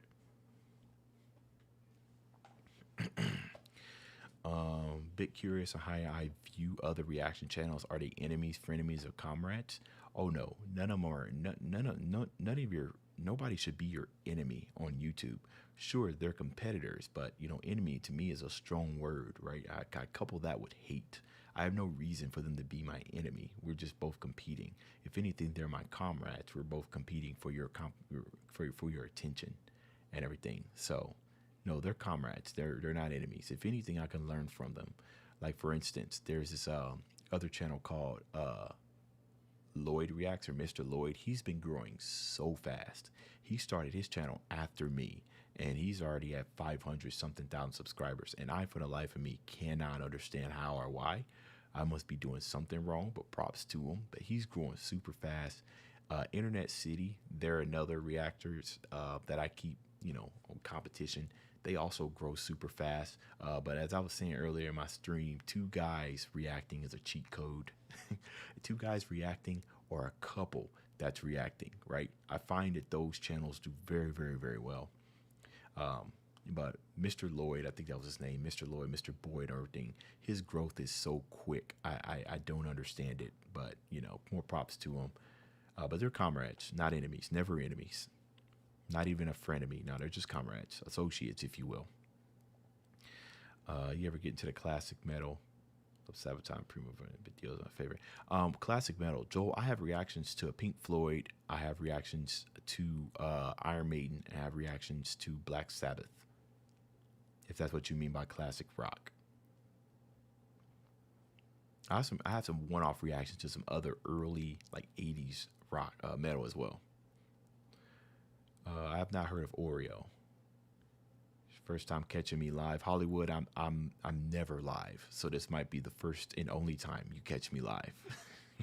I'm glad you was able to make it. Oh, Mr. Boyd, that was his name. Thank you, Cindy. I couldn't remember what his name was. But yeah, he's got an excellent channel and everything. Like I said, it's just he's just growing so fast. I try not to be like I think that's like one of the hardest things about being a YouTuber is managing your expectations, because you'll see somebody who does the exact same thing that you do, but they're growing so much more faster. I think the bigger thing that you have to keep in mind is that this is your journey and that is his journey. You know what I mean? So I think once you or my journey versus their journey, once you kind of get over that, you'll understand that not everybody grows the same, right? I'm thankful for all 90,000 of you that have decided to subscribe and have decided to give me a little portion of your time. I'm super grateful for that, because time is the most valuable currency that anybody owns, because you cannot get it back. So the fact that you guys are even spending your precious, precious time to come listen to little me, that's what I'm grateful for. And I think that's the bigger picture, regardless of how big you are on YouTube, regardless of your fame and everything, right? Being grateful and being humble will take you a lot more further, and it will also help you deal with the numbers, right? And all of a sudden, things you don't care really about the numbers. You care more about the experience, care about enjoying it, care about putting on a good show. You know what I mean? So, but yeah, competition is a good thing, of course. Not disregarding that. As a matter of fact, I use anybody heard of like TubeBuddy or vidIQ? Those are SEO, search engine optimization ranking tools that YouTubers can pay monthly for, that helps them rank their videos. But they have this section that's called competitors. And in there, my competitors, who I got for my competitors right now are Screwface, Internet City, Mr. Boyd, No Life Shack, and Jamal X Jamal. Those are who I have for my competition. And both of them, all four of them, are way bigger channels than I am, like almost 3 times the size of my channel, right? Way bigger channels. But one thing I start looking at whenever I'm comparing my channel to theirs is, when they start going right, like when they start rising in views, like why are they rising? Like what are these changes and stuff that they're making, right? Because whenever you want to get a promotion or something, or whenever you want to be better, you got to start, what's the word? Working for the job that you want, not the one that you have. So having them as competitors and seeing their stats across mine kind of helps me figure out where areas that I need to areas that I need to improve in. So the fam chat this morning, yeah, I didn't even know that was a thing. That was pretty cool. How long did it take you to decide what you wanted to get out to the YouTube community? What do you mean? Like how long did it take me to decide if I wanted to do reactions? I'm guessing if I'm answering that question. You know what, guys? The Dragon Slayers. Now, correct me if I'm wrong. Okay, and I could be wrong. I feel like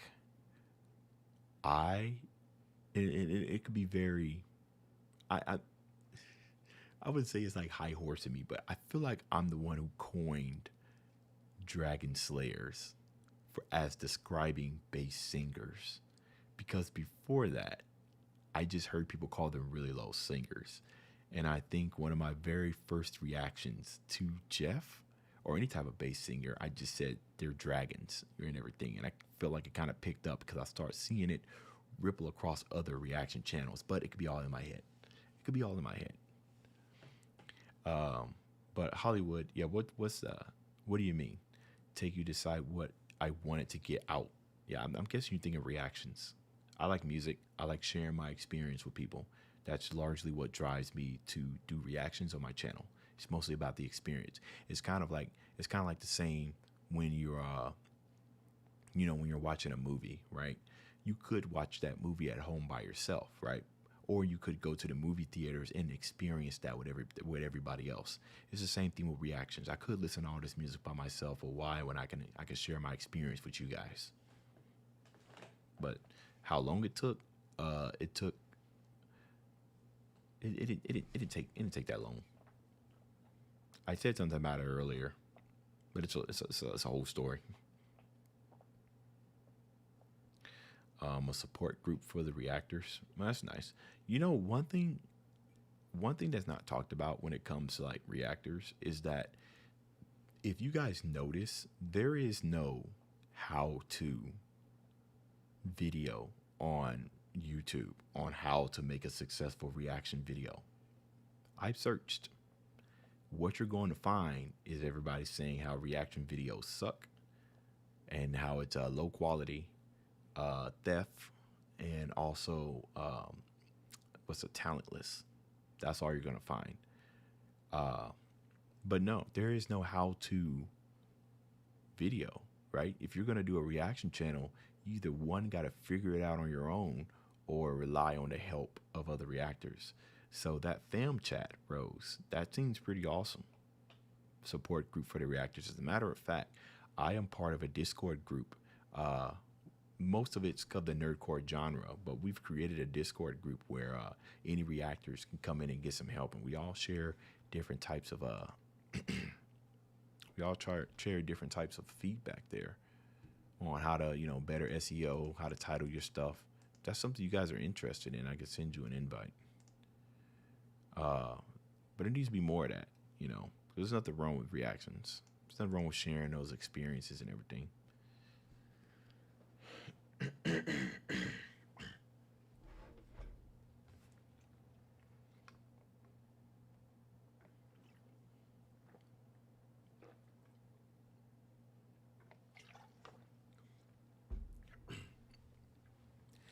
Do I have a relative that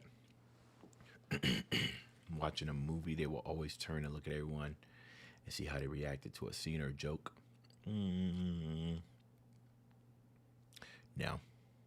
No, not necessarily. I don't have it. No, not any relatives like that. Not unless it's like super hilarious, where everybody's laughing and then you look at each other while you're laughing. But no, maybe when I was younger, I kind of had a cousin that did that. But yeah, he was just a little kid. He was doing that for everything that they said. That got annoying real quick. Man, I can tell you, man, I definitely do miss streaming. I don't know if any of you guys in the chat stream, but anytime I'm watching other people stream, right, I kind of had those same thoughts. Like, bro, I don't think I could ever do that, man.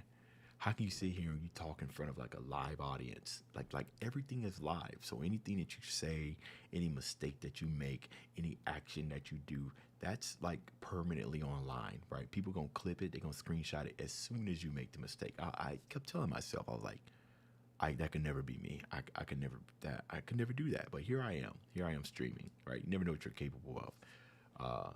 Only thing I gotta say is just be yourself, right? I feel like those type of accidents happen when you try to be something that you're not, right? Eventually you slip up and you start, doing things that you shouldn't be doing, and that's how people get caught in that. Content you wanted to share. You like seeing more point of views, deeper meaning, insight, songs, God, love, and respect everyone's opinion. That could also be almost like one of my kryptonites, right? And I've said this in a community post that I posted 2 days ago, where I was stating that sometimes I talk too much. That's just my nature. I just talk a whole lot, expressing things. So some people don't like that. Some people do. Obviously, 90,000 of you do, right? You subscribed and everything.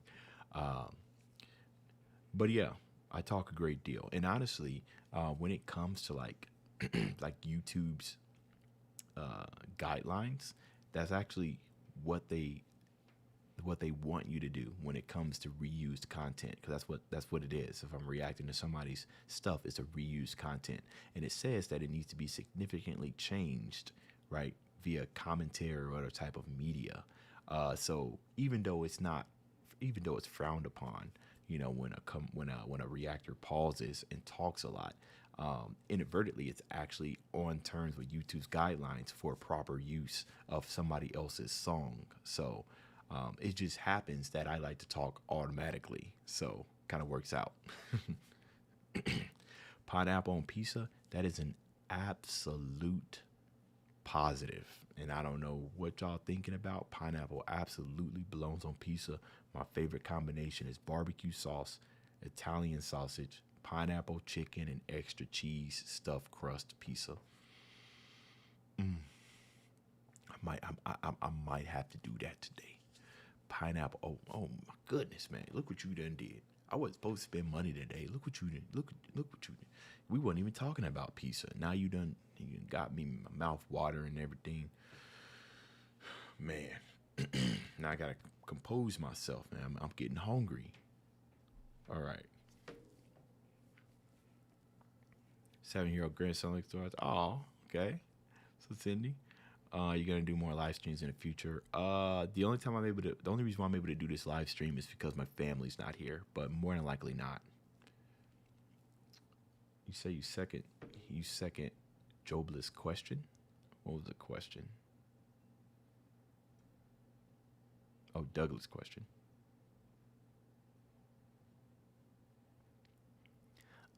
So you do with extra cheese. So what kind of stuff do I do for fun on a regular when I'm out here dealing with you? I definitely play games, right? I mentioned somebody else. I was playing Outriders right now. I have my I got my saxophone right here. I need to take it to a shop so they can clean it, right? I got some pads that are wearing off right here. The bell inside needs to be cleaned. Like this whole entire, I haven't played it in so long. It's kind of just been sitting there. And not only that, but my even my mouthpiece. Like look how used this is. It's like super used. It's even got a chip and everything on it. So this thing is like jacked. I need a new mouthpiece. I still got my box of reeds, but I need a mouthpiece. Like it just needs some cleanup. My baby needs some attention. But that's pretty much what I was doing in my free time lately because I'm trying to get back into my saxophone. I miss playing it. But other than that, it's mostly just work, YouTube, saxophone, kids, wife, and on repeat. Peanut butter, pickles, and hot sauce are my favorite toppings on pizza. That sounds... Okay. That's interesting. You know what? I honestly would try it because I'm not going to knock it, but that's okay. There any vids of me playing sax? No. I have not played the sax since I've started this YouTube channel. Nope. Oh, however, guys, I am saving up for a saxophone. It is and it actually will allow me to play it more often. It's a digital saxophone. It allows me to play with headphones connected, and I can connect it into like my computer. And you guys can hear what I'm playing. I am saving up for that. It's 1,000 big ones. But if I can get that would go a long way in helping me practice until I can repair my old sax. But yeah, no vids. Kind of disgusting. What's up, Sandra? How you doing? Fake trailers made from stock footage, and apparently it's also frowned upon. Stock footage? Huh. Down hot sauce picks up the reactions. Zorro sub Oliver from the UK. You recently moved to southern Spain. How was that? Is that a cultural change? How does a digital sax work? So kind of similar to like an electric guitar, right? Except that the digital sax has not necessarily an amp, has a speaker built into it, but it's all revolved around like pressure valves that activate sound, and you can. It's very interesting, honestly. Let me see. I can send you a link if you're interested. The one that I'm looking at. It's called a Yamaha YDS 150, and you can take a look at it because, I don't have all the technical jargon to explain to you exactly how it works. All I know is that it's like super expensive, but I've been looking at reviews about it, and it actually sounds really, really, really good.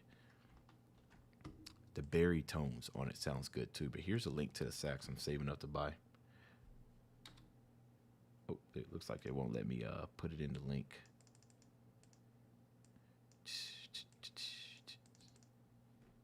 It's interesting. Must be too long. Yeah, it's too long of a link.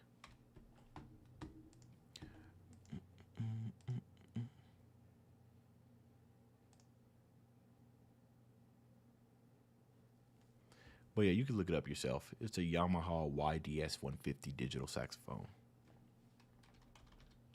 Yamaha YDS 150. There you go. Typed it in the chat for you. That's what it's called. It's very interesting. Look up some videos too. They got this guy who's like jamming to a backtrack he created, showing comparisons between the different tones, because you can play the alto, soprano, bari, and the tenor sax on this, and you can customize your own sounds, and you can plug it into your DAW, which is a DAW, and you can play your notes into MIDI. It's absolutely amazing. Honestly, I just want it so I can continue to practice, because I can plug headphones into it and just listen to me practicing without disturbing others. That's why I want it. Rose, thanks for stopping by. See you later. Do you think you'll react to more steam-powered giraffe? Probably not. The only time I probably will is if it comes as a Patreon request. But those did not perform well on my channel, which is telling me that either one, nobody's looking for reactions to it, very few, or two, nobody who has subscribed care to watch it. Not enough, anyways. Cindy, nice to see you. See you later. Thank you for showing up in the stream. Bought a guitar years ago, never learned how to play. My wife had an acoustic guitar, and she never learned how to play it. It got like pawned twice. It got pawned, we bought it back, it got pawned, and then it just stayed at the pawn shop. Any advice on how to gain inspiration? I've been trying to learn Japanese, but so here's an interesting thing that you might not have necessarily known about me. Let me see if I can find an image. Let me see. Yeah, there's my screen. Okay. I actually was in a Japanese dance team called Yosakoi in college. And it got to the point that I learned a little bit of Japanese. And I'm trying to see if I can find a website so I can show you guys pictures. I was so young and had so much fun. Let's see. It's probably, this was years ago. There's just no way that they still have this information here. But they might. Just trying to see if I can find pictures. Probably not. But as far as advice, you need to surround yourself. See if you can find somebody who speaks it natively. Try to surround yourself with the language, right? It's kind of like the same concept where, you'll learn a language faster if you go to the country where it's spoken the most, because you have no choice. You have to learn it. So you got to kind of faux your way through it. You got to put yourself in a situation to where you find yourself needing to talk another language more often, which is hard. If you can, find some friends who naturally does speak Japanese, and then tell them to only speak Japanese to you in your encounters. It's both fun because a challenge is coming, and I think you'll learn it a lot quicker. With me, since I was in the Japanese band, they all spoke English and everything, but oftentimes they would speak to each other in Japanese, so I would hear it, and I would pick up, and I would ask them, and they're super happy to teach me, and it got to the point to where I could carry a conversation. But guys, it will be 10 years since I've graduated from college next year, so it's been 10 years since I spoke Japanese. I don't remember a single. I know the pronunciations, right? If you put up some kanji in front of me, I'll be able to say it in Japanese. Probably a horrible accent, but I'd be able to say it in Japanese because I remember the pronunciations. I just can't hold a conversation anymore. Fun language to learn. Yeah, Saltatio Mortis is absolutely amazing, man. The amount of work that they put into their costume design and just cinematography and just overall vibes is just immaculate. You're half Swedish, so you speak two languages. That's what's up. Those of you who know two languages, y'all some superpowers. I can't. I only got a taste on what that looks like. You know what I mean? I was sitting here thinking, what is it like to think in another language? Like, is that a thing? I don't know. That makes my head hurt.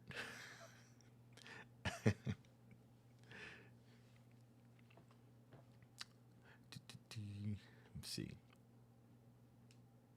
But yeah, Kazuma, I would just cats or dogs.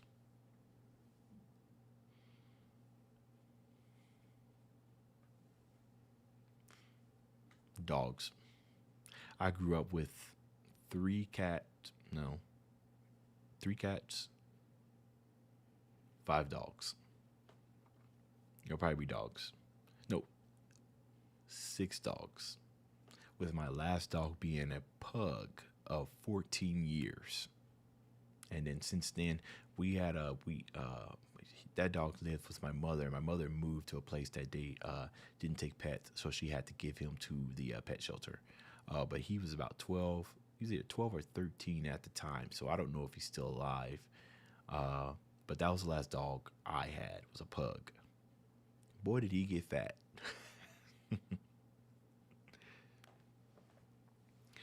Do you speak Czech, English, and a bit of Slovakian, and a tiny bit of Japanese? See, Kazuma is a whole deity out here. I'm gonna take you with me next time we go traveling. I know I'll be set. You speak, I think you kind of in a mix of Finnish and English. Okay, that's impressive. Yeah, is that a thing? I mean, thinking in another language, I can't comprehend that, but people who speak 2 languages probably can. Would you jump in a booth with Shao then? Yeah, sure. Yeah, but I am meeting Shao today. He is performing. He's on a world tour, or he's on a tour, and he is performing in a bar that's 15 minutes away from me. With a couple of with another artist. So we set a plan. We're gonna be meeting together, and that's gonna be super awesome. Shao will be the first YouTuber and the first person in the nerdcore community that I have made contact with since I've started my channel. So he's excited to meet. I'm excited to meet. It's gonna be a good time. But Tariq, he's already here. He had dinner with Tech 9 the other day. Omega, nice to meet. Thank you for coming through. Oh, Kenny Raven, I appreciate the donation. I don't even think I have that set up. I have no idea where that's going. But I appreciate it. You did not have to do that. Oh, yeah, I gotta find out where that's going, because I didn't set anything like that up. Is hot dog a sandwich? Yes, it is a sandwich. It's an open face sandwich, kind of like a pizza. A pizza is also a sandwich. Dreaming Navajo. Or you guys are commenting quite rapidly now as opposed to like 10 minutes ago. Trying to keep up. How you doing? Being a consistent YouTuber is taxing, being high energy and entertaining people all the time. Do you feel like you have enough time for you? What do you want to do next vacation? Kitty Raven, the funny thing about it is that I'm on vacation right now. And what am I doing? I'm sitting here doing YouTube. The thing about it is that, and I've said this earlier, is that I'm just a productive person. Like I need to be working to feel that sense of completion. It's both a double-edged sword. I mean, it's a double-edged sword because it both hurts and it heals. It hurts and it helps. It helps because I show laser focus, determination on a certain thing. It's going to more likely grow really fast. The downside is that when I'm on vacation, I can't take my mind off work. So something I've been struggling with since I can remember. But when you say, do I have enough time for me? When I do reactions, when I do streams, this feels like it is time for me because I enjoy this. So, not a little bit of a complicated answer there. I really agree. YouTubing is 100% very, very taxing. It is not for the weak, but it's enjoyable. The end result is enjoyable. And we're on our way to 100,000 subscribers, y'all. That might be the next time I stream. I'm going to tell you, I'm going to be so happy. I'm going to be so happy. At least thank you for the comment. Is cereal a soup? Yes. Why wouldn't it be? Sure. I don't think soup is characterized by what the contents are. I think if it's in a bowl, it's a soup. If it's liquid and it's in a bowl. I feel like I've heard that question before and it was like a whole debate. It's an interesting question. Jobos, thank you for showing. Thank you for staying by. See you later. Good afternoon. Pete here. What's up, Pete? What's going on? Soup should be warm. Should it? Does it have to be? Is it temperature? That's interesting. So cold. So there's no such thing as a cold soup. It's just cold something. Chili isn't a soup.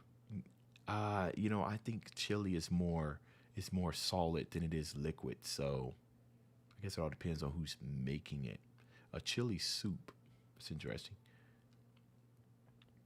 It's not hard being able to speak more than one language. Grew up in Czech Republic, learning English. Right. So the thing about you, Kazuma, is that you started early. Right?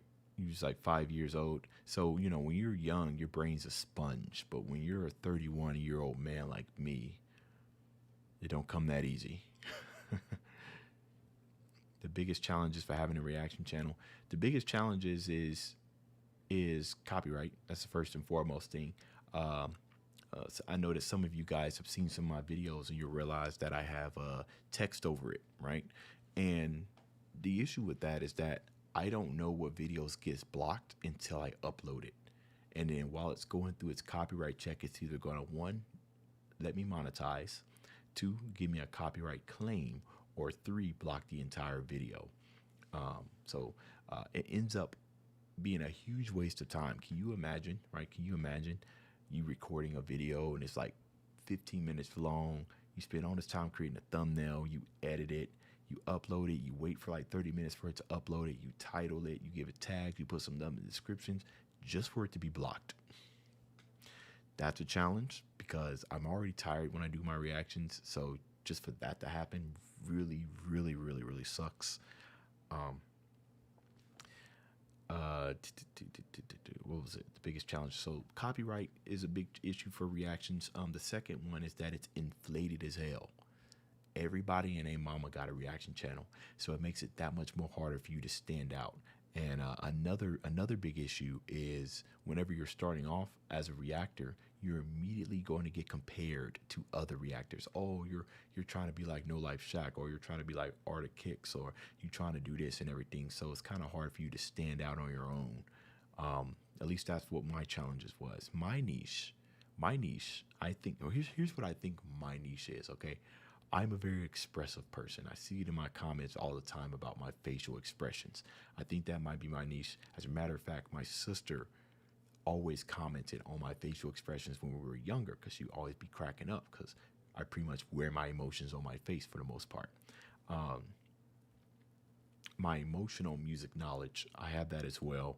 And I think my personality are the things that stands me out from other reaction channels. But it's hard, ultimately you just got to be yourself, but that's another challenge for reaction channels.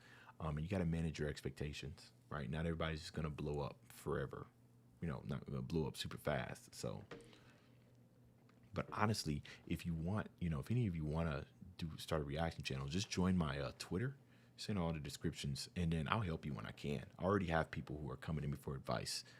Like I said earlier, we have a whole entire Discord channel that's dedicated to helping reactors, right? Because there's no like tutorial online. So, but most of it's just about setting expectations and making sure that you make it a part of your day and not a hobby. Should have hit 100K a while ago. Omega, you're correct. If I didn't lose my first channel to some hackers, I would be at 100,000 right now and beyond. But it happened, and we're here now, and we're at 90, and we only got 10,000 more to go. The soup war is going on in the chat. Oh, what the what's the name? I thought I put this person in timeout. I didn't know how to remove them from the bot. There it goes. Got deleted. I don't think when it comes about these bots and everything, guys, I don't think it's an actual person. I think they have scripts that go around and find chats with a certain amount of views, and it just spams. Yeah, I got rid of the bot. Apologize for, especially doing your bow burner hard free rations. Tell my family. Yeah, the only reason why I apologize is because here's the thing, guys. Especially when I hear from your comments and everything, telling me what you guys like and everything. I read that, and I do believe that the people who are commenting generally do like the commentary and everything. But my statistics say something wildly different, right? For instance, even on the videos that I know do extremely well, like for instance, my voice play reactions, they do very well. And hold on, they do very well in views, right? I generally never have an issue with voice play, but when I do have an issue is in view retention, and that essentially is I'm trying to figure out where my videos are. They just get view retention, essentially how long you guys are watching the video. And I kid you not, even though it gets a lot of views, the view retention that's killing me. Nobody sticks around for the commentary. That's another challenge with YouTube with reactions. I'm going to show you guys something here on my channel. Give me a second. I'm going to show you guys what I see, because this is the behind the audience. I'm going to show you guys what my average view retention is on my videos.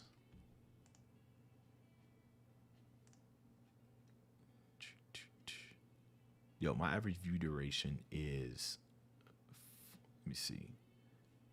Make sure I ain't showing nothing crazy on here. So let me bring this up. Oops. So this is my average view duration right here. 4 minutes and 43 seconds, right? That's average. That means you got people spending just a little bit more and a little bit less. Now I do a whole lot of commentary, right? But nobody's staying for it, or at least the majority of the people aren't staying for it. So you'll see down here, and this is information that generally some people share, some people don't feel comfortable sharing, but honestly, I don't care, guys.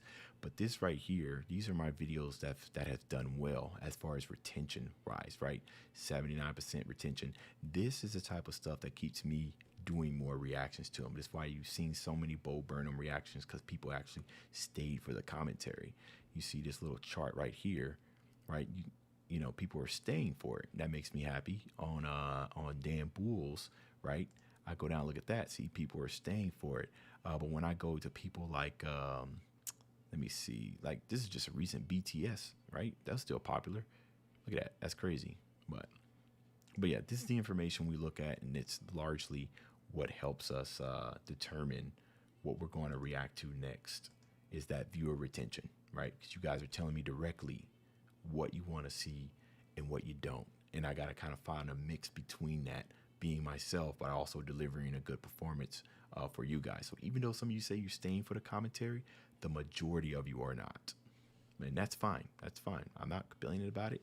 You guys got busy days, but it's just a battle. Every YouTuber faces it.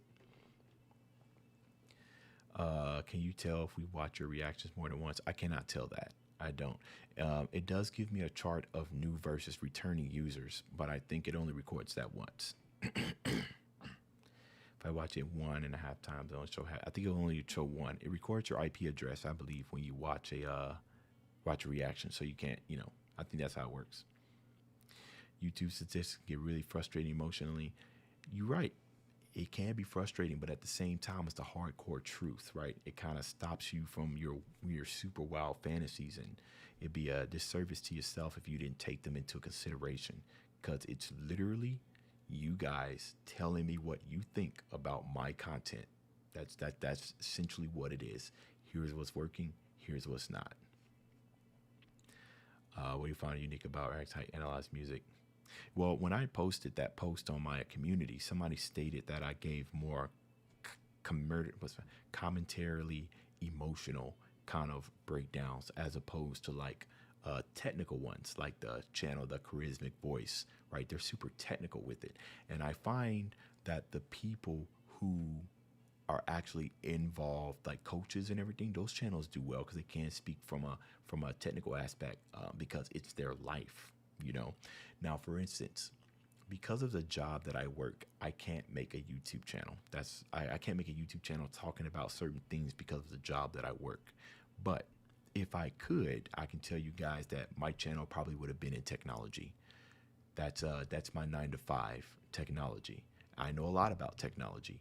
So if I worked a job that was fine with me having a YouTube talking about technology, that's probably what I'd be doing. But my second passion, or I guess my first passion, is music. So here we are. But then I could put like tech guy does this, or tech guy reacts to the newest stuff. You know what I mean? Titles like that generally get people interested because they are a profession in that field. People care about what they have to say and everything. I don't put such things on my channel, in my titles, because what am I gonna put? Emotional guy reacts to, you know what I mean? Past jazz player turned tech gives emotional, you know what I mean? So it's kind of leave it at reaction or something like that. But that stuff matters. But people do care about the opinion of somebody who is a pro in their field as opposed to a regular schmuck like myself. So, but that's why they title that stuff. Jazz musician reacts, bass singer reacts, vocal analysis, cultural reacts. It's eye grabbing, you know, as opposed to how I title mine. Reaction to this, reaction to that. I could put jazz musician reacts, but I haven't played my saxophone in a while, so I feel like that's misleading. And that's the last thing I want to do is mislead you guys. So that's why you don't see that. Sorry, I went on kind of like a little tangent there. Are you going to go now? Oliver, thanks for staying. It's almost midnight there, yeah. As a matter of fact, what I found very interesting, sometimes I will go and see who is watching most of my stuff, like what countries. And right now, it is the United States, United Kingdom, and the Philippines, right?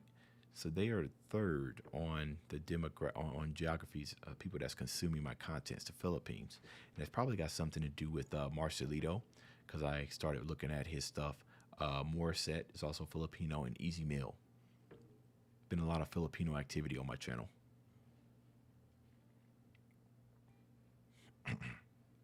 I could have sworn there was a way to see in the last 7 days who it was. Yeah, here we go. Because I'm always interested in that. It's always United States, but the Philippines rose above the United Kingdom. How many of you guys in the chat are from the UK?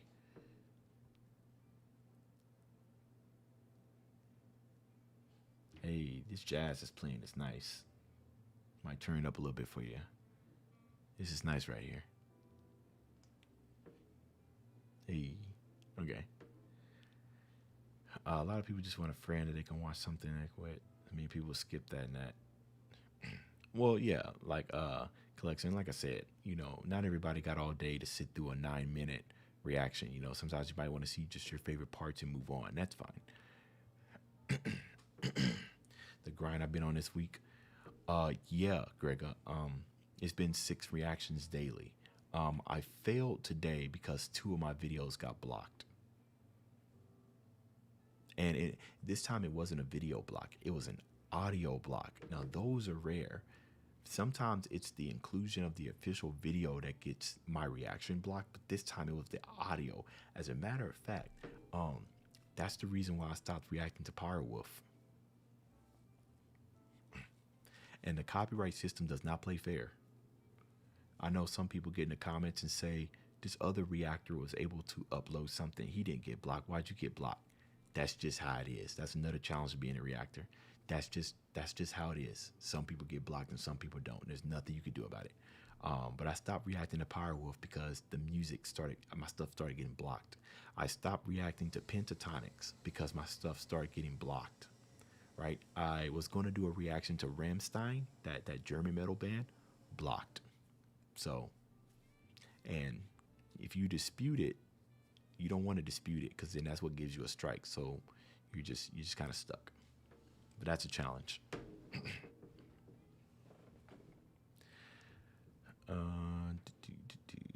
You from the UK, Oliver? Okay. Are you going for real now? All right.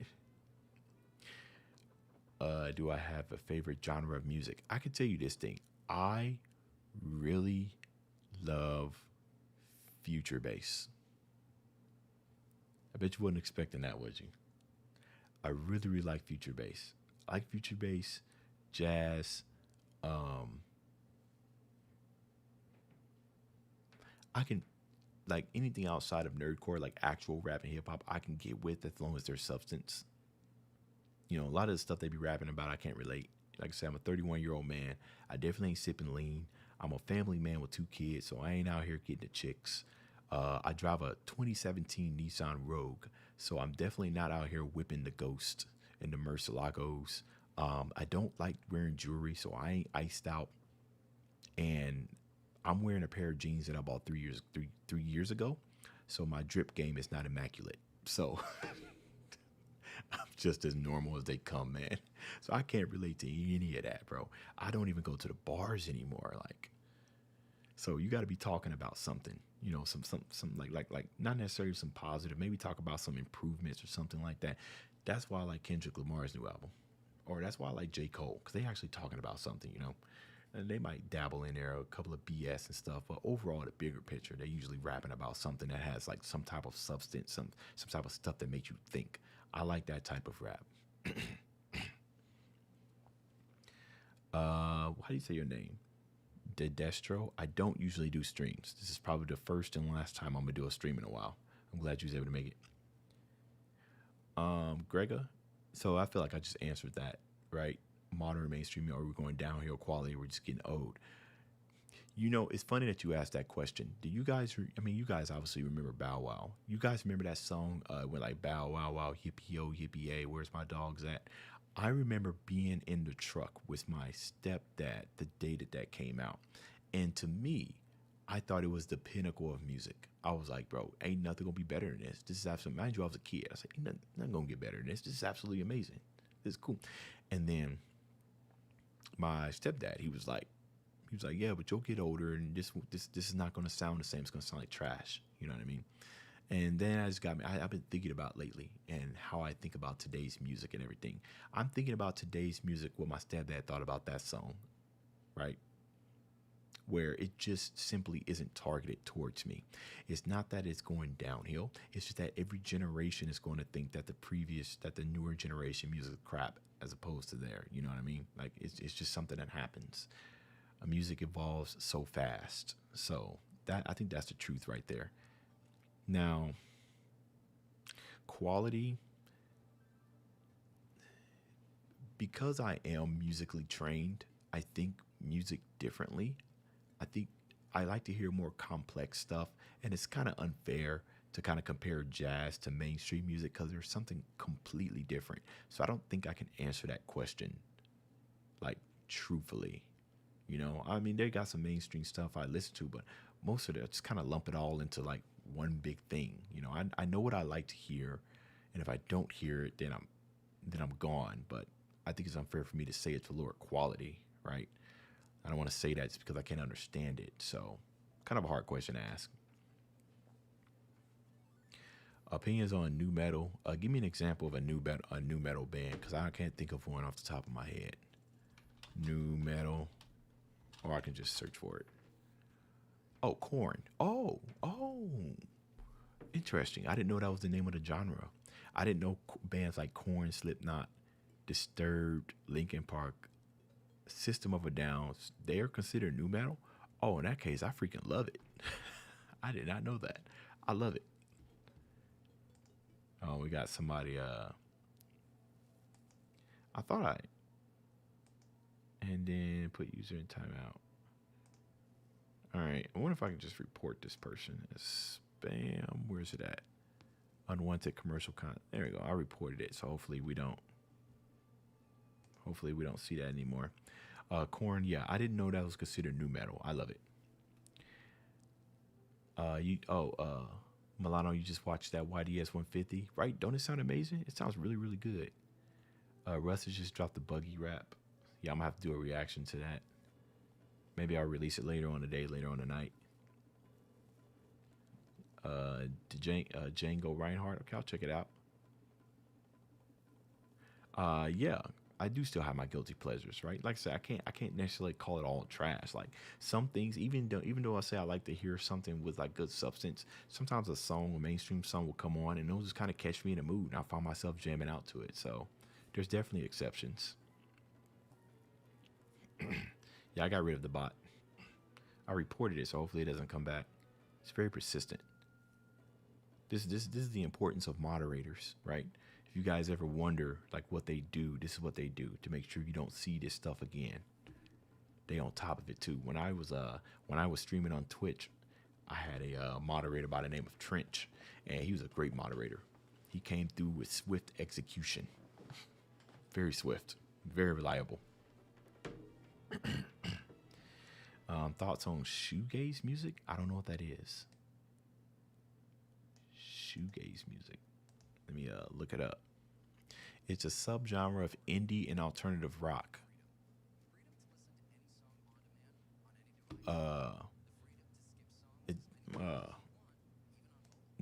I've never heard this genre before. Oh, it looks like it's dream pop or neo psychedelic. I don't know. If it's too ambient, then I'm not gonna care much for it. It says dream pop. That spells ethereal and ambience.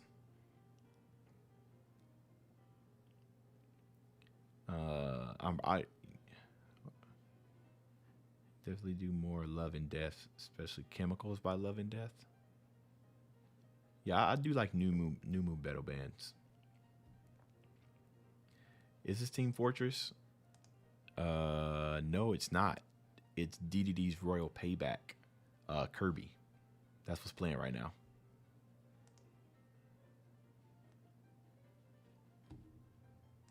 Turn it up a little bit. See me or should YouTube bot such problems combination is a combination of ambient and noises.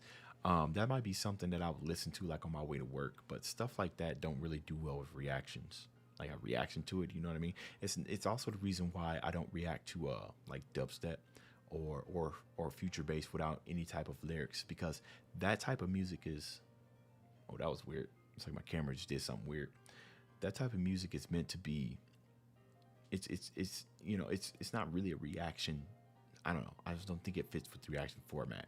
It's one of the things that's just meant to be experienced, you know. In my opinion, anyways. Whew. Y'all, we've been streaming for 2 hours. You know, y'all mess around. I might like this. I might have to start cutting out some time. I didn't expect, you know, a lot of you to show up. I mean, it's been between 20 and 19, some of you guys coming in and out and everything, but it's been pretty consistent. This is actually more consistent here on YouTube than it's been on Twitch. So the only thing about streaming on YouTube is that it hurts my notifications, right? But I think my notifications are shot to hell anyways. Honestly, guys, out of the reactions I've dropped today, how many of you got notifications? I'd be very interested.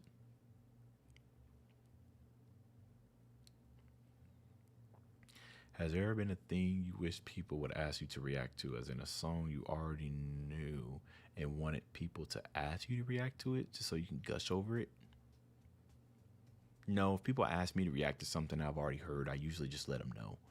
And sometimes I get angry because it's like for instance, I want to react to Linkin Park, and I've seen reactions. I've seen reactors react to Linkin Park, and they said they've never heard it before, and that may be very true. But that's one thing that I cannot do. I cannot fake and act like I've heard songs before. So when people ask me to do Slipknot reactions or really, really popular ones, I'm like, I'm not going to sit here and pretend like that music didn't absolutely dominate my teenage years, and it wasn't on every radio and every video game and you know what I mean, every Tony Hawk Pro Skater game. Like, of course I've heard that music, you know.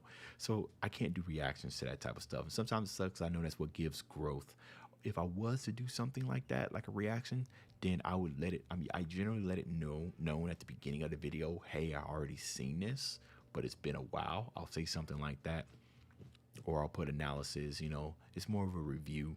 But generally, I like to only react to stuff that I have not heard before. You only got one notification. See, that's crazy. The YouTube notification resets every 24 hours, which I understand, but sometimes after 24 hours, they don't be sending notifications. There's no way around that. Notifications are just shot. They're shot for creators like myself. Since I upload so many videos, I upload on average 80 to 90 videos a month. That's how many reactions I upload. So I don't even rely on my notifications. What I do tell you guys is that, or I mean, some of you guys may not know, so I'll tell you now. I upload my videos between 9 a.m. and 12 p.m. This week is an exception because I've been posting 6 reactions. But for those of you, if you can only visit my channel once, all of my reactions will be on my channel after 12 p.m. CST. I don't rely on a notification. I just let you guys know when all my videos are going to be here, and it'll be up to you when you want to come and check. So, oh snaps. Yo, I just reported this person. They just keep coming. There's no way to like ban. I can't ban.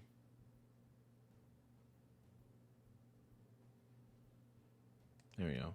Sorry, some of you guys sent some comments. Destro, nice to see you. Let's see you later. Down to earth too, and this will appreciate it. Oh, don't worry about it, Samar. I'm not on Twitch often either. This is the first time I've streamed in like 9 months, so it ain't like you missed anything. And when I was talking about notification, I'm talking about strictly YouTube. How I feel about video game music in terms of ability to convey message and feelings. I'm still typically taking a backseat role to the visual themes. You know, it's funny that you say that. Elden Ring does a fantastic job with their music and their visuals. I mean, they literally do what you just explained. It's amazing music, and it 100% takes backseat to the amazing visuals. I don't know if any of you guys have ever played Elden Ring, but that game, you're describing almost that game right there. I feel wonderful about it. I actually have a reaction to one of the Elden Ring songs on my channel. Didn't do well though, but I enjoyed it. Reactions to country music? No, I have like 30 reactions to Home Free, and that's pretty much like 80% of what they sing, country music. So I'll have to say yes. I also have reactions to Chris Stapleton. I have a whole lot of reactions to that. So yeah. Jay, what's up? Sorry, I'm a little bit behind on these comments. 1 notification a day. Yeah, Karma. Like I said, it sucks. You don't have your bell notification on. Subscribe. Yeah, check those. Red Dead Redemption 2. I've never played Red Dead Redemption 2.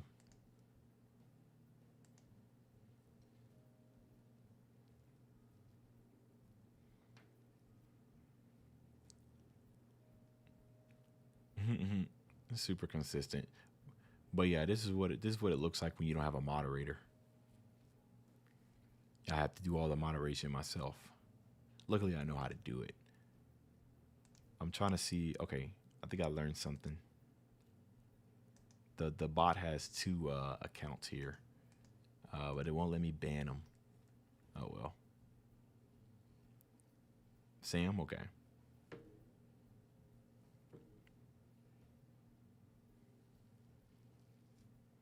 Home Free dropped something new.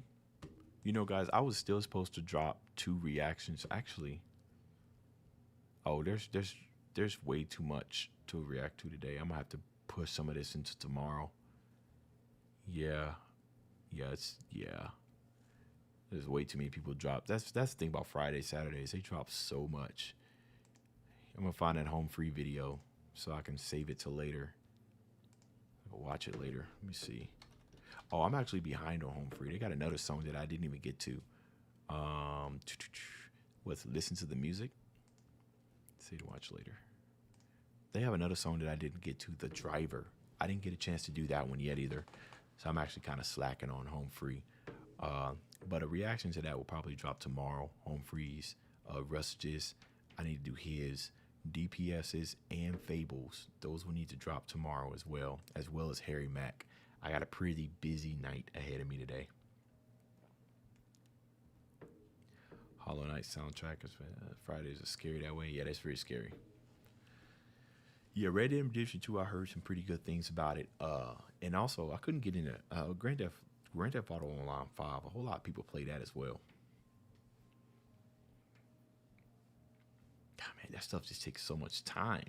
I think that might be one of the biggest things of why I don't play video games, is because I know how much time, like it's a time commitment, you know, and if I can't commit a certain amount of time, I don't even play it. Like right now, since my family's gone, you know, I don't really have to worry about that. I can just play however long I want, but I only got one more day of being by myself, guys. My family comes back Sunday, so I need to do everything I can in my power to enjoy this freedom. I do miss my kids, though. Yeah, and Greg just told me Home Free dropped a new one. The reaction probably won't drop until tomorrow, like always. Oh, what's up, Iris? Yeah, as a matter of fact, when I went in there and saw fam was chatting, that's another thing that kind of gave me the idea. I was like, you know what? I think I'm going to stream too. It's been a while since I've done it. Can you get a dragon breath from me? Sure, I can give you guys a dragon breath. I'll try to hit the lowest note that I can hit for you guys, but I gotta drink some water first.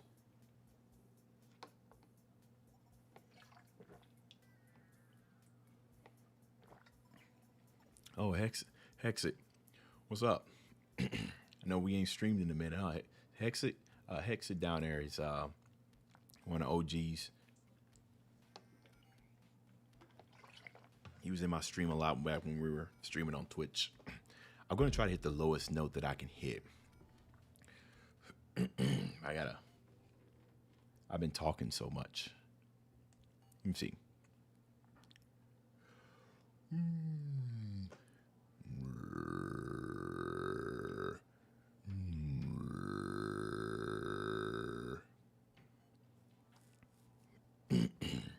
That might be the low.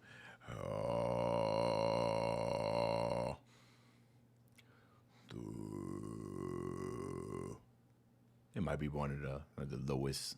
I think so. I have my MIDI keyboard over here. Probably see what the lowest I can hit.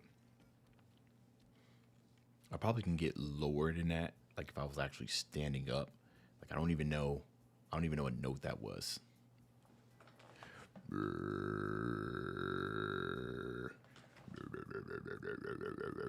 That's dubstep.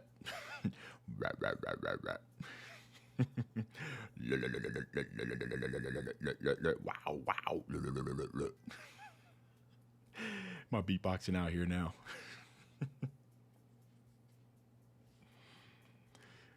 No, man.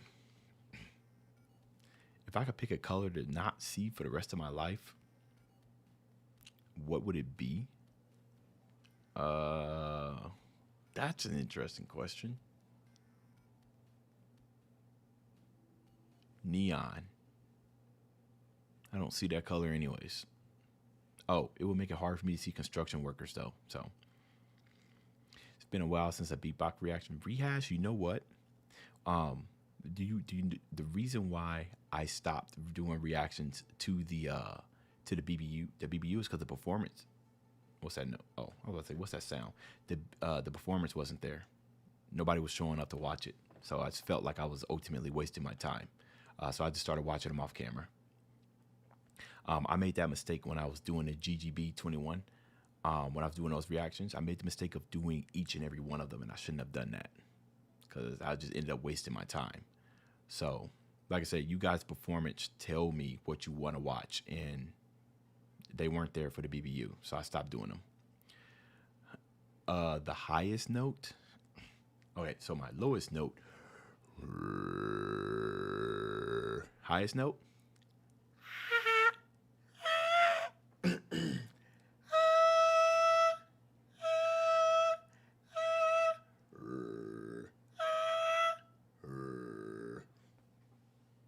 something like that. It's definitely Rush E in the background. You know what's funny? I could have sworn I was listening to a soulful jazz. Oh, it's Rush A, actually. I could have sworn I was listening to a smooth jazz playlist. I don't know how we got to Rush A from that.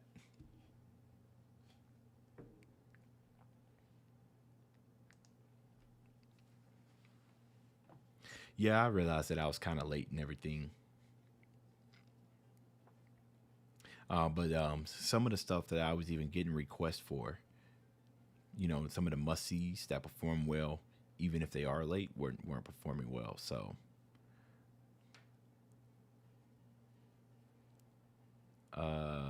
featuring on tracks, Denzel's piece is pretty good. What is the most? I mean, I'm not gonna leave beatbox, right? And I got Patreons that make sure that I continue doing beatbox reactions, so they're not going away from the channel. The most irrational superstition. Irrational superstition. I don't think I have any superstitions. I'm not really a superstitious person. Yeah, I couldn't answer that. I don't think I have any.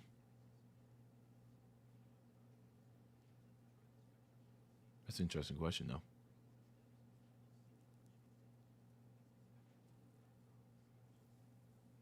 Yeah, so if I if I was to start beatbox reactions again, the way that I look at it is that I would need to start from whatever's current, right, and then move on from there instead of going to the past, because past stuff don't necessarily do well unless you're done like a really really epic performance or it's tournaments or battles or whatnot.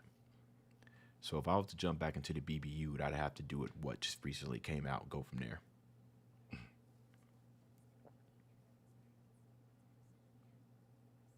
I don't get that question. Kelly Lexon, black cats or ladders of the number 13. I don't get that question.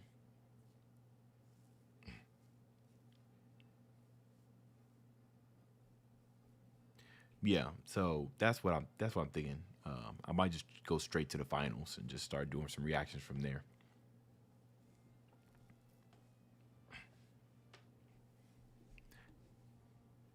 But this music's on crack. I don't know what it's talking about right now. Oh, that's what you were. Okay, superstitious going on ladder. Oh, no, I don't have any. Nope. Like if I do this, this is going to happen. Nope. Nothing. If a cat crosses my path, I'm a backflip over that. So, and I'm still go that way. I might do cartwheels through it. But I have no superstitions. I wouldn't walk on a ladder simply because that's already a bad idea, and not necessarily because of a superstition. So,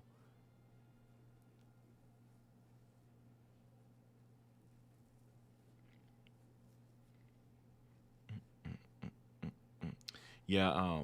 Another thing, rehash beatbox is what stopped me from doing them was the retention as well. I believe honestly, I think out of all the stuff that I've done, like reactions I've done, my beatbox reactions have the worst retention ever. Oh yeah, I remember. I remember because I was doing some reactions to those BBUs, and my retention on that was 2 minutes. 2 minutes. The video and it is longer than 2 minutes. So that severely hurted my channel. But again, like you said, I was doing the older ones, so that might have been the reason. But we'll return. We'll go do that final stuff and everything. Do I believe in ghosts, aliens, Bigfoot, and skinwalkers? I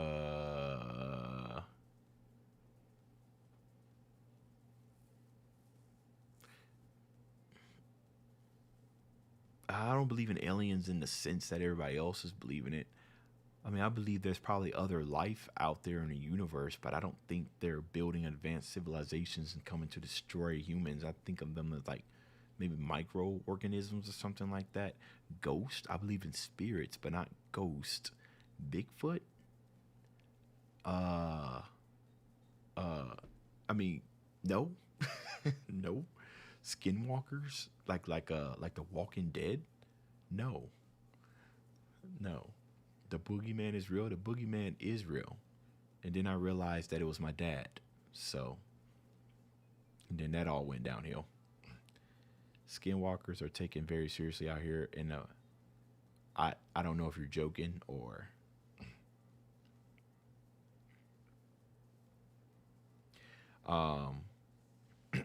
Rehash, yeah, I know that. I know beatbox are pretty much, they just want to see the beatbox reactions.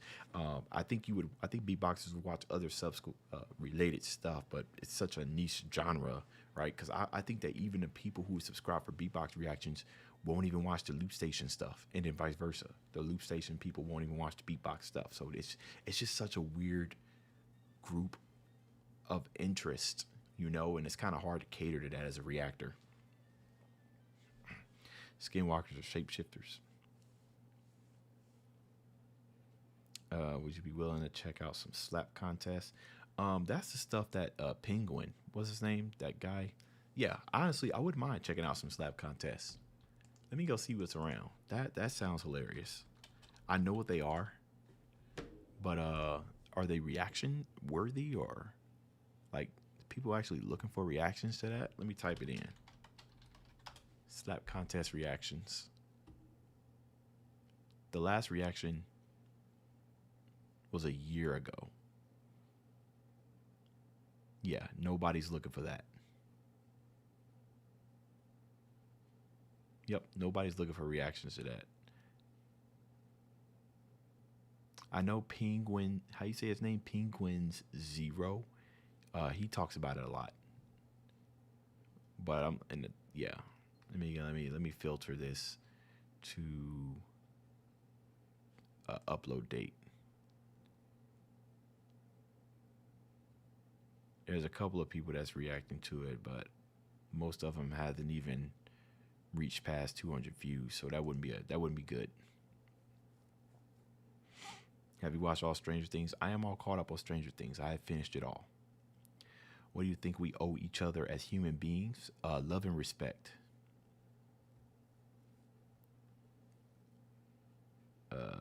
You feel about my father? Yeah.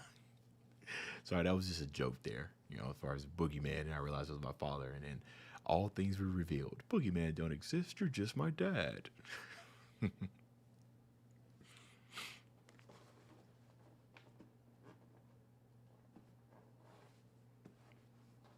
But yeah, that's what I think. And but honestly, the thing is that I wouldn't necessarily say right? I would say it'd be nice to have. One of the hardest my dad taught me one of the most important lessons when I was growing up. And that is the world owes you nothing. And the quicker that you can understand that, the better you are prepared in life.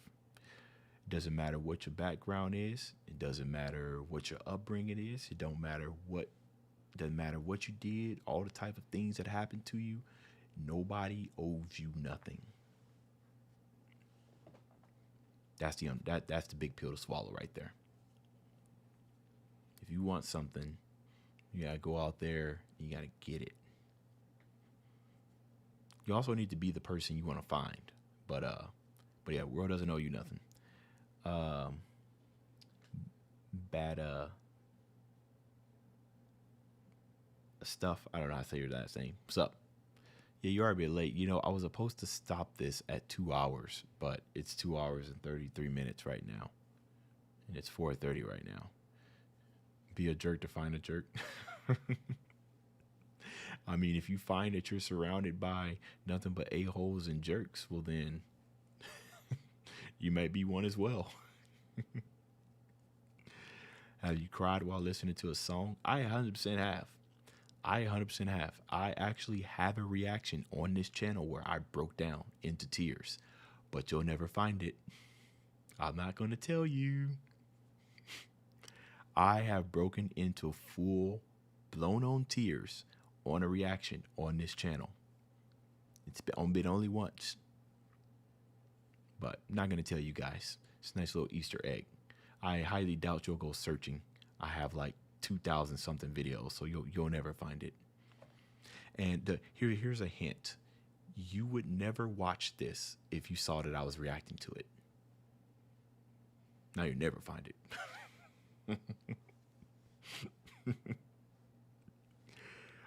Thoughts on cartoons? I watch anime, so that should tell you everything. If you're new to my channel, I have so many anime reactions, so I honestly care about it.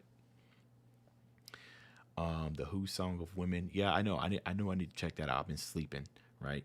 I wanted to get to the Black Thunder Part 1 before I went to the Who of Sleeping Women, but it's saved in my watch later. I'm definitely going to get to it. Gotta go. Grega, nice meeting you. Have a nice rest of your day. Someone here knows? No, nobody here knows. I already know nobody here knows. It's not an unlisted video. No, it's not. Have I thought about changing the type of content you make? Of course I've thought about it, right? But the thing is that there's a certain thing that I'm good at, and you guys are subscribed for a certain for a certain reason, and that's why it's very important to find out what you're good at YouTube early on, because the quicker you can find it out, the quicker you can build your fan base. But it's dangerous for a YouTuber to change their content that people subscribe for, because what that's going to do is lack in views, right? Because then let's say I'm a reactor, then all of a sudden I decide to post gaming videos. Well, they subscribe because they want to see reactions, not video games. So if I'm going to change content, I need to make another channel. Ever thought about going down a Chris Cornell reaction rabbit hole? Chris Cornell? Name sounds familiar. Cornell. Chris Cornell.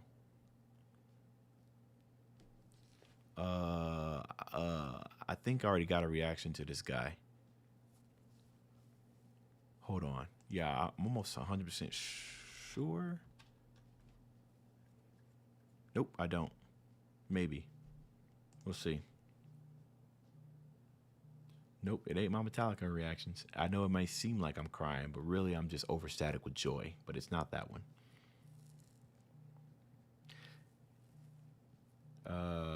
No idea. How tired are you? Can I ask? Of course you can ask weird questions. It's only 4:33. I made some chicken Alfredo yesterday, and it's on my mind right now. I've been sitting in this chair for 2 hours. I did not intend for the stream to go on this long, but honestly, it's been a whole lot of fun. I would not mind just getting on here, just taking a break from the reactions and just chatting with you guys, you know? I feel like that's just so much better sometimes, just to chat. And I've always wondered, you know, people who stream, because you got streamers who are just like super popular and like all they do is just talk. That's it. And I've always wondered, how can somebody just talk for that long? But now I see. Now I see. You can ask whatever question you want. Yeah, let's shoot for a 3-hour stream. It's like 20 minutes left. The gaming videos on non-gaming channels that quick? Yeah, they do. I appreciate it, Poopsicle. Poopsicle. Subscribe because you're genuine. And you know, that's probably, if you're going to start a reaction channel, I would say the best thing that you can do is establish value for yourself, right? If you can effectively establish value for yourself, then those subscribers that subscribe, they're going to subscribe because of you and not necessarily because of what you react to, right? If it's just because of what you react to, then I have not placed enough value on myself for you to care, unless it's just what I'm reacting to. Some people are really good at this. Some people just got really, really infectious personalities to the point to where no matter what they react to, you're going to want to see them. I would like to get to that point at some point where no matter what I'm posting, right, you just want to hang out with me, you know? So, but that's hard to establish. But I like that comment, Poopsicle, that you subscribed purely off my vibes and not necessarily because of a specific video. I like to hear that, actually. I really do. Am I watching anime right now? I just finished Vinland Saga. That anime is a masterpiece. The music alone was on crack. Hans Zimmer type stuff. I can't believe the production of the music in Vinland Saga. I can't believe it. It was like Inception type. It had no sense being that good. I'm sitting here questioning, what am I watching here? why does this sound movie quality? Like I'm in a triple, like I'm in IMAX watching a AAA movie. The music had it had no reason being that good, no reason at all. Chainsaw Man, I finished that, but they started a new chapter of Chainsaw Man. I am all caught up on that. Video game reactions, maybe. A couple years, possibly opera. A couple of years ago, nope, it wasn't an opera song. Didn't tear up on an opera, although it had the ability to, but it didn't. Darce, appreciate you. You have a nice rest of your day. What's the best thing in life? Whatever makes you happy. Right? Subjective answer, question, right? Because what I think best is not what you're going to think is best. Miracle Sound. If you're talking about Garth, I am aware that they released a new song. I'm from Kansas City, Missouri, editorial.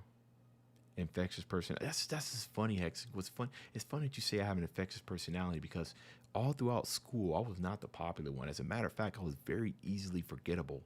Nobody, like, especially in college, nobody ever wanted to hang out with me. Like, I had friends, right? Like, I had friends. I had no problem making friends and we hang out. But nobody ever called me up and said, hey, Dave, you want to go here? You want to go here, right? It's always been one of them things where if I'm going to a bar, I'd run into them. But nobody's ever called me up and said, we want to hang out with you. You know what I mean? And that's what I find odd. But I find the exact opposite is happening here on YouTube, right? When people say you got this fixed personality, I'm just like, where?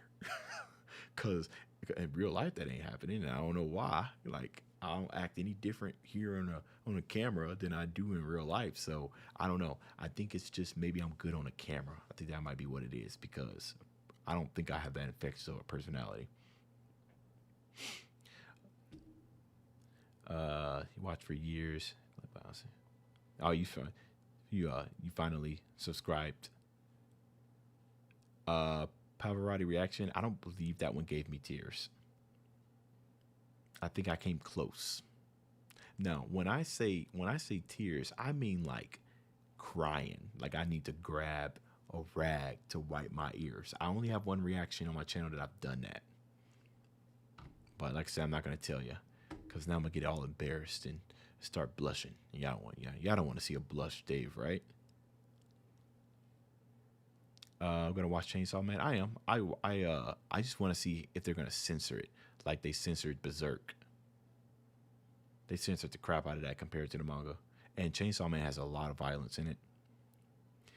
I react to a lot of music, but what's my favorite? My favorite genre is jazz. Okay, honest self. Always try to be my honest self. I don't know how to be anybody else. Oh, I think this is the Rush of E that's finally playing right now. No, it's Rush B. I didn't even know they had many rushes. There's Rush A and a Rush B and a Rush E. It's news to me. When did I feel safest?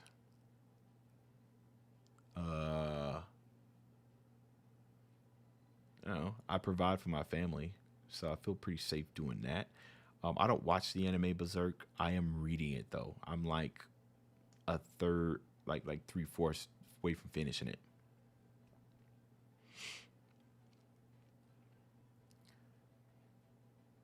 Burger, you say you never thought you would have subscribed to a. Well, I'm glad. I was able to earn. I really like to earn people's subscriptions. You know, I like it when people give me that comments, especially like what Ann said up here. So you've always watched it, you hit the like button, but then you finally subscribe. I like that, right? I definitely feel like I've earned your sub, and I'm very thankful for it. If you had to live as an animal for 1 year, which would you choose and why? Oh, I'd probably want to be a shark. I'd want to be an apex predator for sure. A lion, probably. I don't want to get eaten by anything else. Maybe I'll be a bald eagle. Ain't nobody eating me, I can tell you that much. I don't know who Bear McCree is. It's not the Anime Thigh song, although that song almost threw up. I ain't cry, I almost threw up on that song.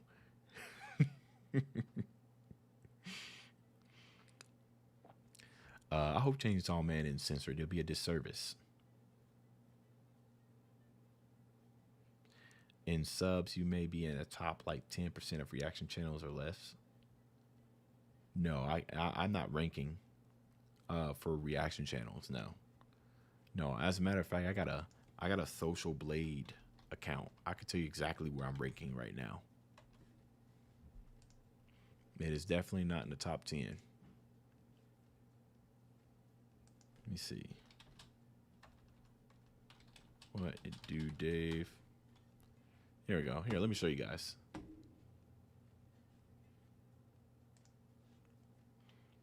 I am. This is my subscriber rate. Hold on. I don't know if you guys can see it. This is all public information. This is my subscriber rank. Oh, let me move this over here.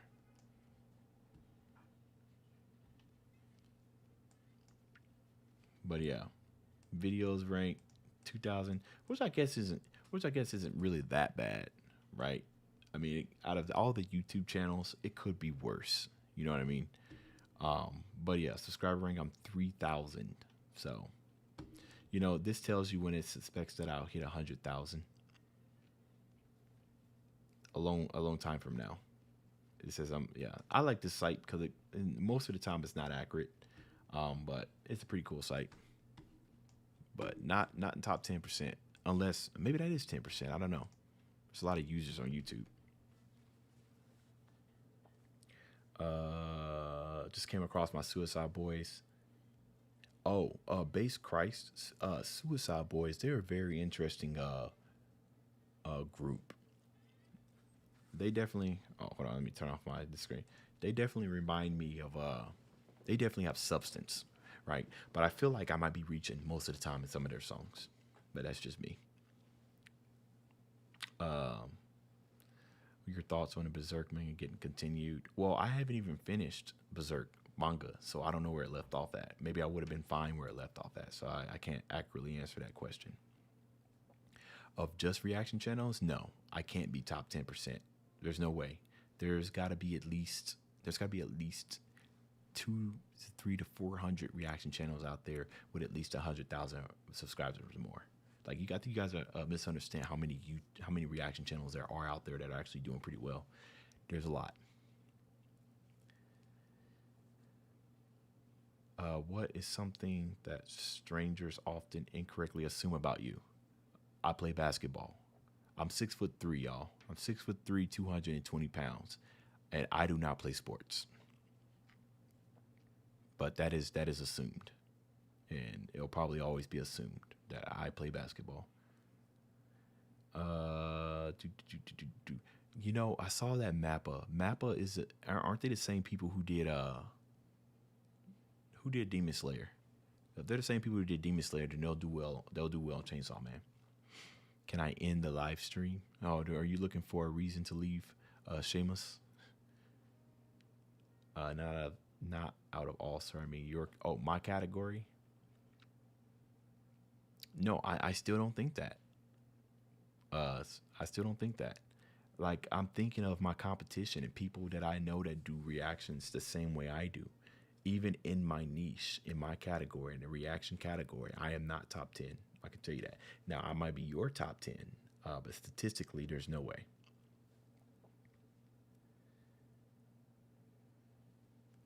You have to go. Manuel, thank you for stopping by.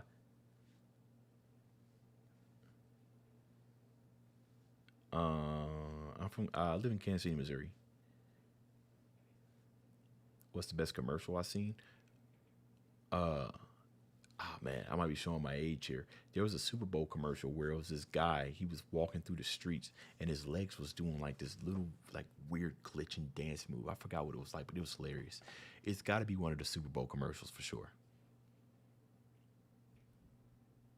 Oh, Mappa did Jujutsu Kaisen. Okay, I knew the name sounded familiar. It's a crazy amount of channels with 1 million. There is. You're right. There is so many channels out there. Like, let me show you. I'm gonna show you guys something else here. So, amount of channels with 100K or more subs. So let me just show you why I'm telling you guys while I am not in the top 10. All right, here you go. Look at this. This is as of March 26th. So there's about 300. What was it? 10,000. Look at that. As of March 26th, there's 321,100 channels of 10,000 or more. Right? See, that's not a big number when you consider 28.4 million channels exist. It is a very, very small percentage of channels that get 100,000 or more. But this is the reason why I'm not top 10%. Isn't that a crazy stat? That's a crazy stat, right? That's why sometimes it's such a big deal that if I can get above 100%, like that's not an everyday thing. It's like one of them things that ain't supposed to happen, but it's about to happen. Right? Like the odds are 100% against me, but we about to make it, man. I'm going to be so excited. Like I'm going to feel invincible on that day. I'm gonna try to do some streams, but I'm telling you, I'm gonna feel like I can fly to the moon that day because it's been such a long journey. It ain't even been long as some people's. I had another YouTuber I follow. It took him 14 years to get to 100,000. Right? If I can get it done this year, it would have only taken me 2 years. 2 years to get to 100,000. No, 2 years and some change. If I can get it done this year, I suspect I'll hit it in September.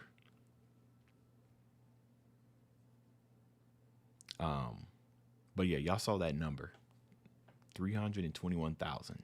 Got 100,000 more subscribed. So I don't know what I'm gonna do when I hit 100K. You want to know the reason why I don't know what I'm gonna do is because I'm pretty sure I'm gonna be at work or I'm gonna be in some type of situation that I won't be able to immediately celebrate it. And before I'm even able to say anything about it, somebody else is going to say it for me. That's what I think is going to happen. Or I'm going to be at work and one day I'm going to bring up the YouTube Studio app and look at it. It's going to 100,000 and I'm just going to die. That's what's going to happen probably. That's my celebration. I'm dead. Somebody gives you billboard space for free. What do I put on it?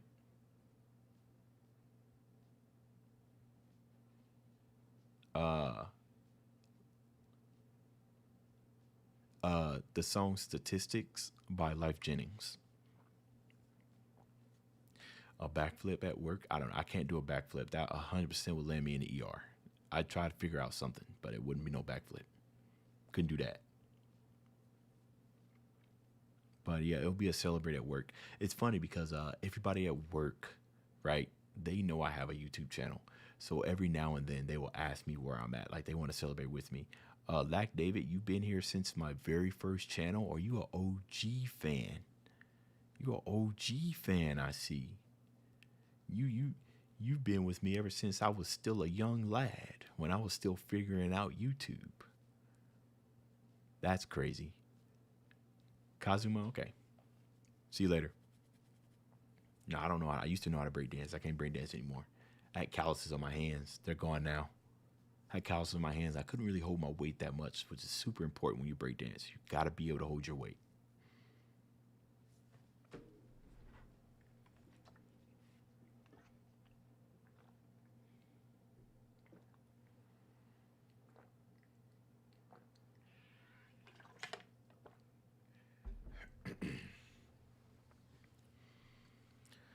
Jane. Seamus, see now I see what you're doing. What villain do I secretly cheer for? I usually like anti-heroes, people who have a good cause but just go about it the wrong way. Almost all anti-heroes, actually.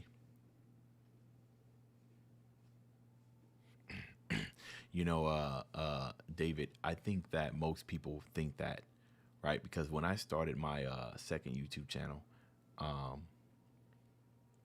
and then I eventually got control of my old YouTube channel, I went back there and I made a video, and then I deleted that channel now. but it still had like 20,000 subscribers still on that channel that I think were unaware that I had a new one. And I was like, dang, bro, that's crazy. What if they all just came over here and I had 100,000? That's crazy. Yeah, it was hacked. Yep. And so, you know, just to be clear, I did get the channel back, but I didn't trust it. So I deleted it. And by that time I had already started this channel, so I wasn't going to go back to the old one. But that's cool, because on the old channel, it took me 6 months to get to 1,000 subscribers. When I made my new one, it only took me 2 weeks. So this is a better channel through and through.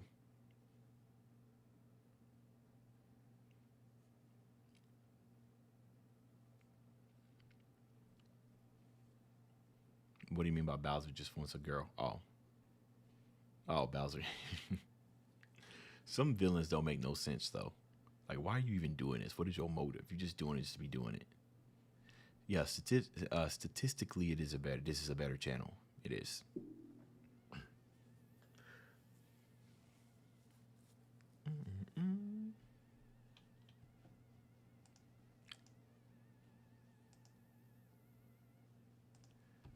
I got something. Oh no, I probably can't change my. I wonder what happened if I signed out of here and signed in with a new one, a new channel. I probably can't do that. It'll end my stream. So still need to come back one more time. You know what, David? The thing about it is that I can't take credit for that of coming back. That credit goes to my wife. Because I was defeated for like a good 3 days after I lost that channel, and I was not going to come back to YouTube. I wasn't going to do it anymore. It was such a blow. My wife convinced me. So that all goes to her.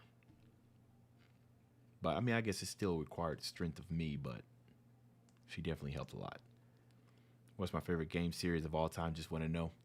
I'm going to say one thing to you, and hopefully this gives you an indication. Boy. Read it, boy. Take this, boy. It was your mother's. Zeus, you have no idea. I will have my revenge. Yes, Minecraft. So if that didn't give you any type of sense of what my favorite all right, Tissy, if that didn't give you any sense of what there you go. Yes, God of War. Nothing. If you had said anything else, I would have unsubbed. Oh, you must hate God of War, I see. You know, God of War is 100% my favorite. And I knew it was my favorite when I went and seeked and played the PSP games as well, right? That means I went out of my way to play the side games. So, yeah, best series all the way around. Boy. I mean, dude is such a savage, man. He's just a mortal, just thrashing gods around like they're toys. Like, come on. How can you not get behind that, right? Oh, if I didn't say God of War, I would have unsubbed. Oh, okay. No, we represent God of War here. We do that. What's up, Grok? Oh, you know exactly what I was talking about. See, that's how iconic Kratos is that you don't even know the game and you know Kratos is. You named your daughter Athena. That's awesome. I could never with my daughter. Unfortunately, my wife is not a gamer, nor is she as nerdy as I am. However, she did. I did give my son my name, and I'm a junior, so he's a third. My daughter's name is Jasmine because that's my wife's favorite flower.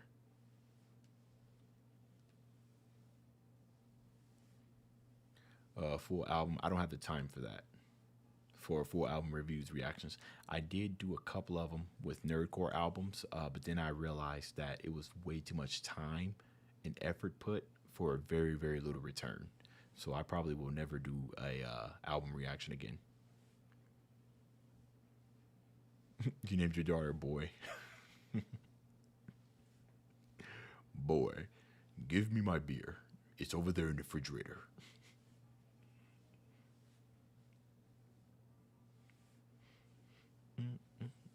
I think runner up, right? If it's not God of War, it'll probably be the Devil May Cry series. Oh, the weather's nice. I think it's nice, anyways. I've been sitting here for the last 3 hours now, guys. We've been in. That's crazy. It's 3 hours. We've been streaming for 3 hours. It is. Oh, it's 100 degrees where I'm at right now. Well, I know my AC working because I don't feel any of that 100 degrees. But basically, I can go cook an egg on the sidewalk right now. Hitting it for the red orbs. Oh yeah, I get. Yeah, Devil May Cry is my second all-time favorite series that I've played from the very, very beginning. Which DLC game?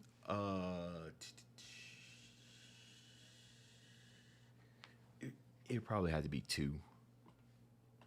Devil May Cry 2.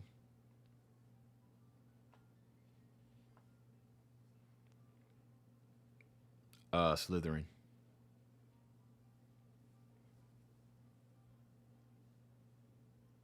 Yeah, I still don't have a PS5, man. As a matter of fact, that's the only reason why I would buy one is for God of War.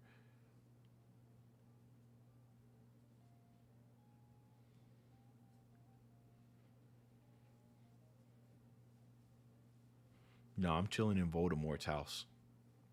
Dude's a savage, man. I gotta respect it.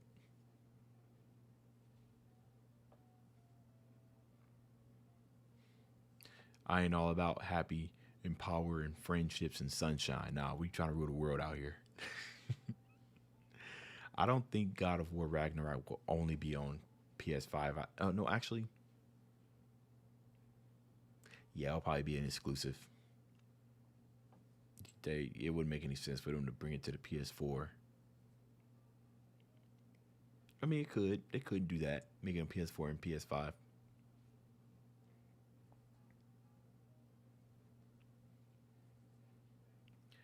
If I could only eat one food the rest of my life, what would it be? It'd probably be sausages. Jalapeno cheddar sausages.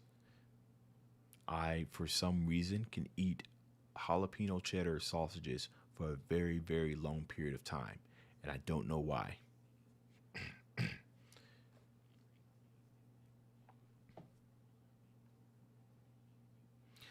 David, I'm supposed to do that with Sabaton as well. Make a list like that.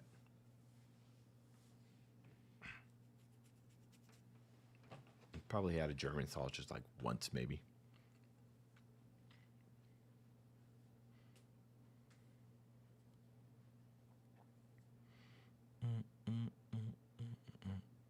Sitting here wondering if this stream's gonna hit with like copyright.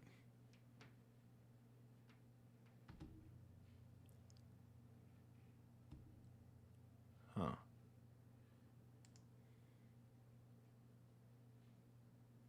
This is interesting. Okay. There's no song playing, so you're probably good. Oh, I have music playing in the background. I guess you guys can barely hear it. But it's copyright free. It's supposed to be copyright royalty free stuff. That doesn't give me ideas. Takedown notice. But you know, royalty free ain't the same thing as copyright free. I don't think. But I definitely have music playing. But my day's going. It's going all right. I got a crick in my neck right now. I'm getting hungry. I think what I'm gonna do is eat. So we're about to end this stream here. But this was fun. I can tell you. I'll tell you guys what. Tomorrow is the last day I have freedom because my whole entire family returns Sunday. As a matter of fact, I gotta go pick them up from the airport. I don't know if it's a good time to stream on this channel. I started 3 hours ago. It's been a pretty good turnout. Let's say I don't know. I'm gonna see if I can stream tomorrow. Because this was a lot of fun. I definitely do miss it. Just hanging out with you guys. Just raw live stuff y'all talking about. So wait, oh sorry, there's some questions here I wanted to ask. Mickey calculating out. I have 240 videos and 50 views. That's 6 views per video. European on a statistic. Well, that wouldn't be 6,000 views per video. Yeah. If we was to assign them to every single video, I would say that a good YouTuber would be making at least 10%. It's a good measuring stick for if your channel's doing well is if you can do at least 10% of your subscribers in views.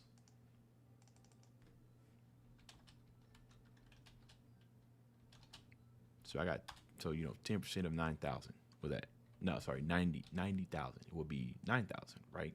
So, because you can't expect every subscriber to watch every video, but if you can at least get 10% of them to watch every video, or close to 10%, that's generally a good rule to determine the health of your channel.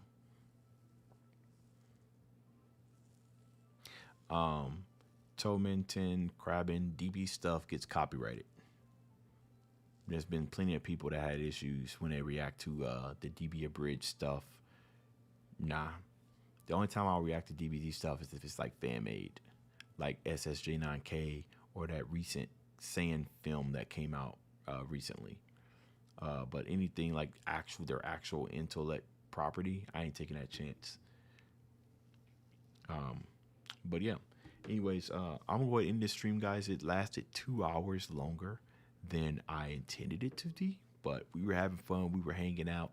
I'm gonna see if I can stream tomorrow. Just be on the lookout. If you just happen to be on YouTube and you just see my face here, that means we're about to stream. I do got a lot of stuff I need to record tonight, so I'm gonna go eat. It's been a pleasure hanging out with you guys. Y'all take it easy, all right?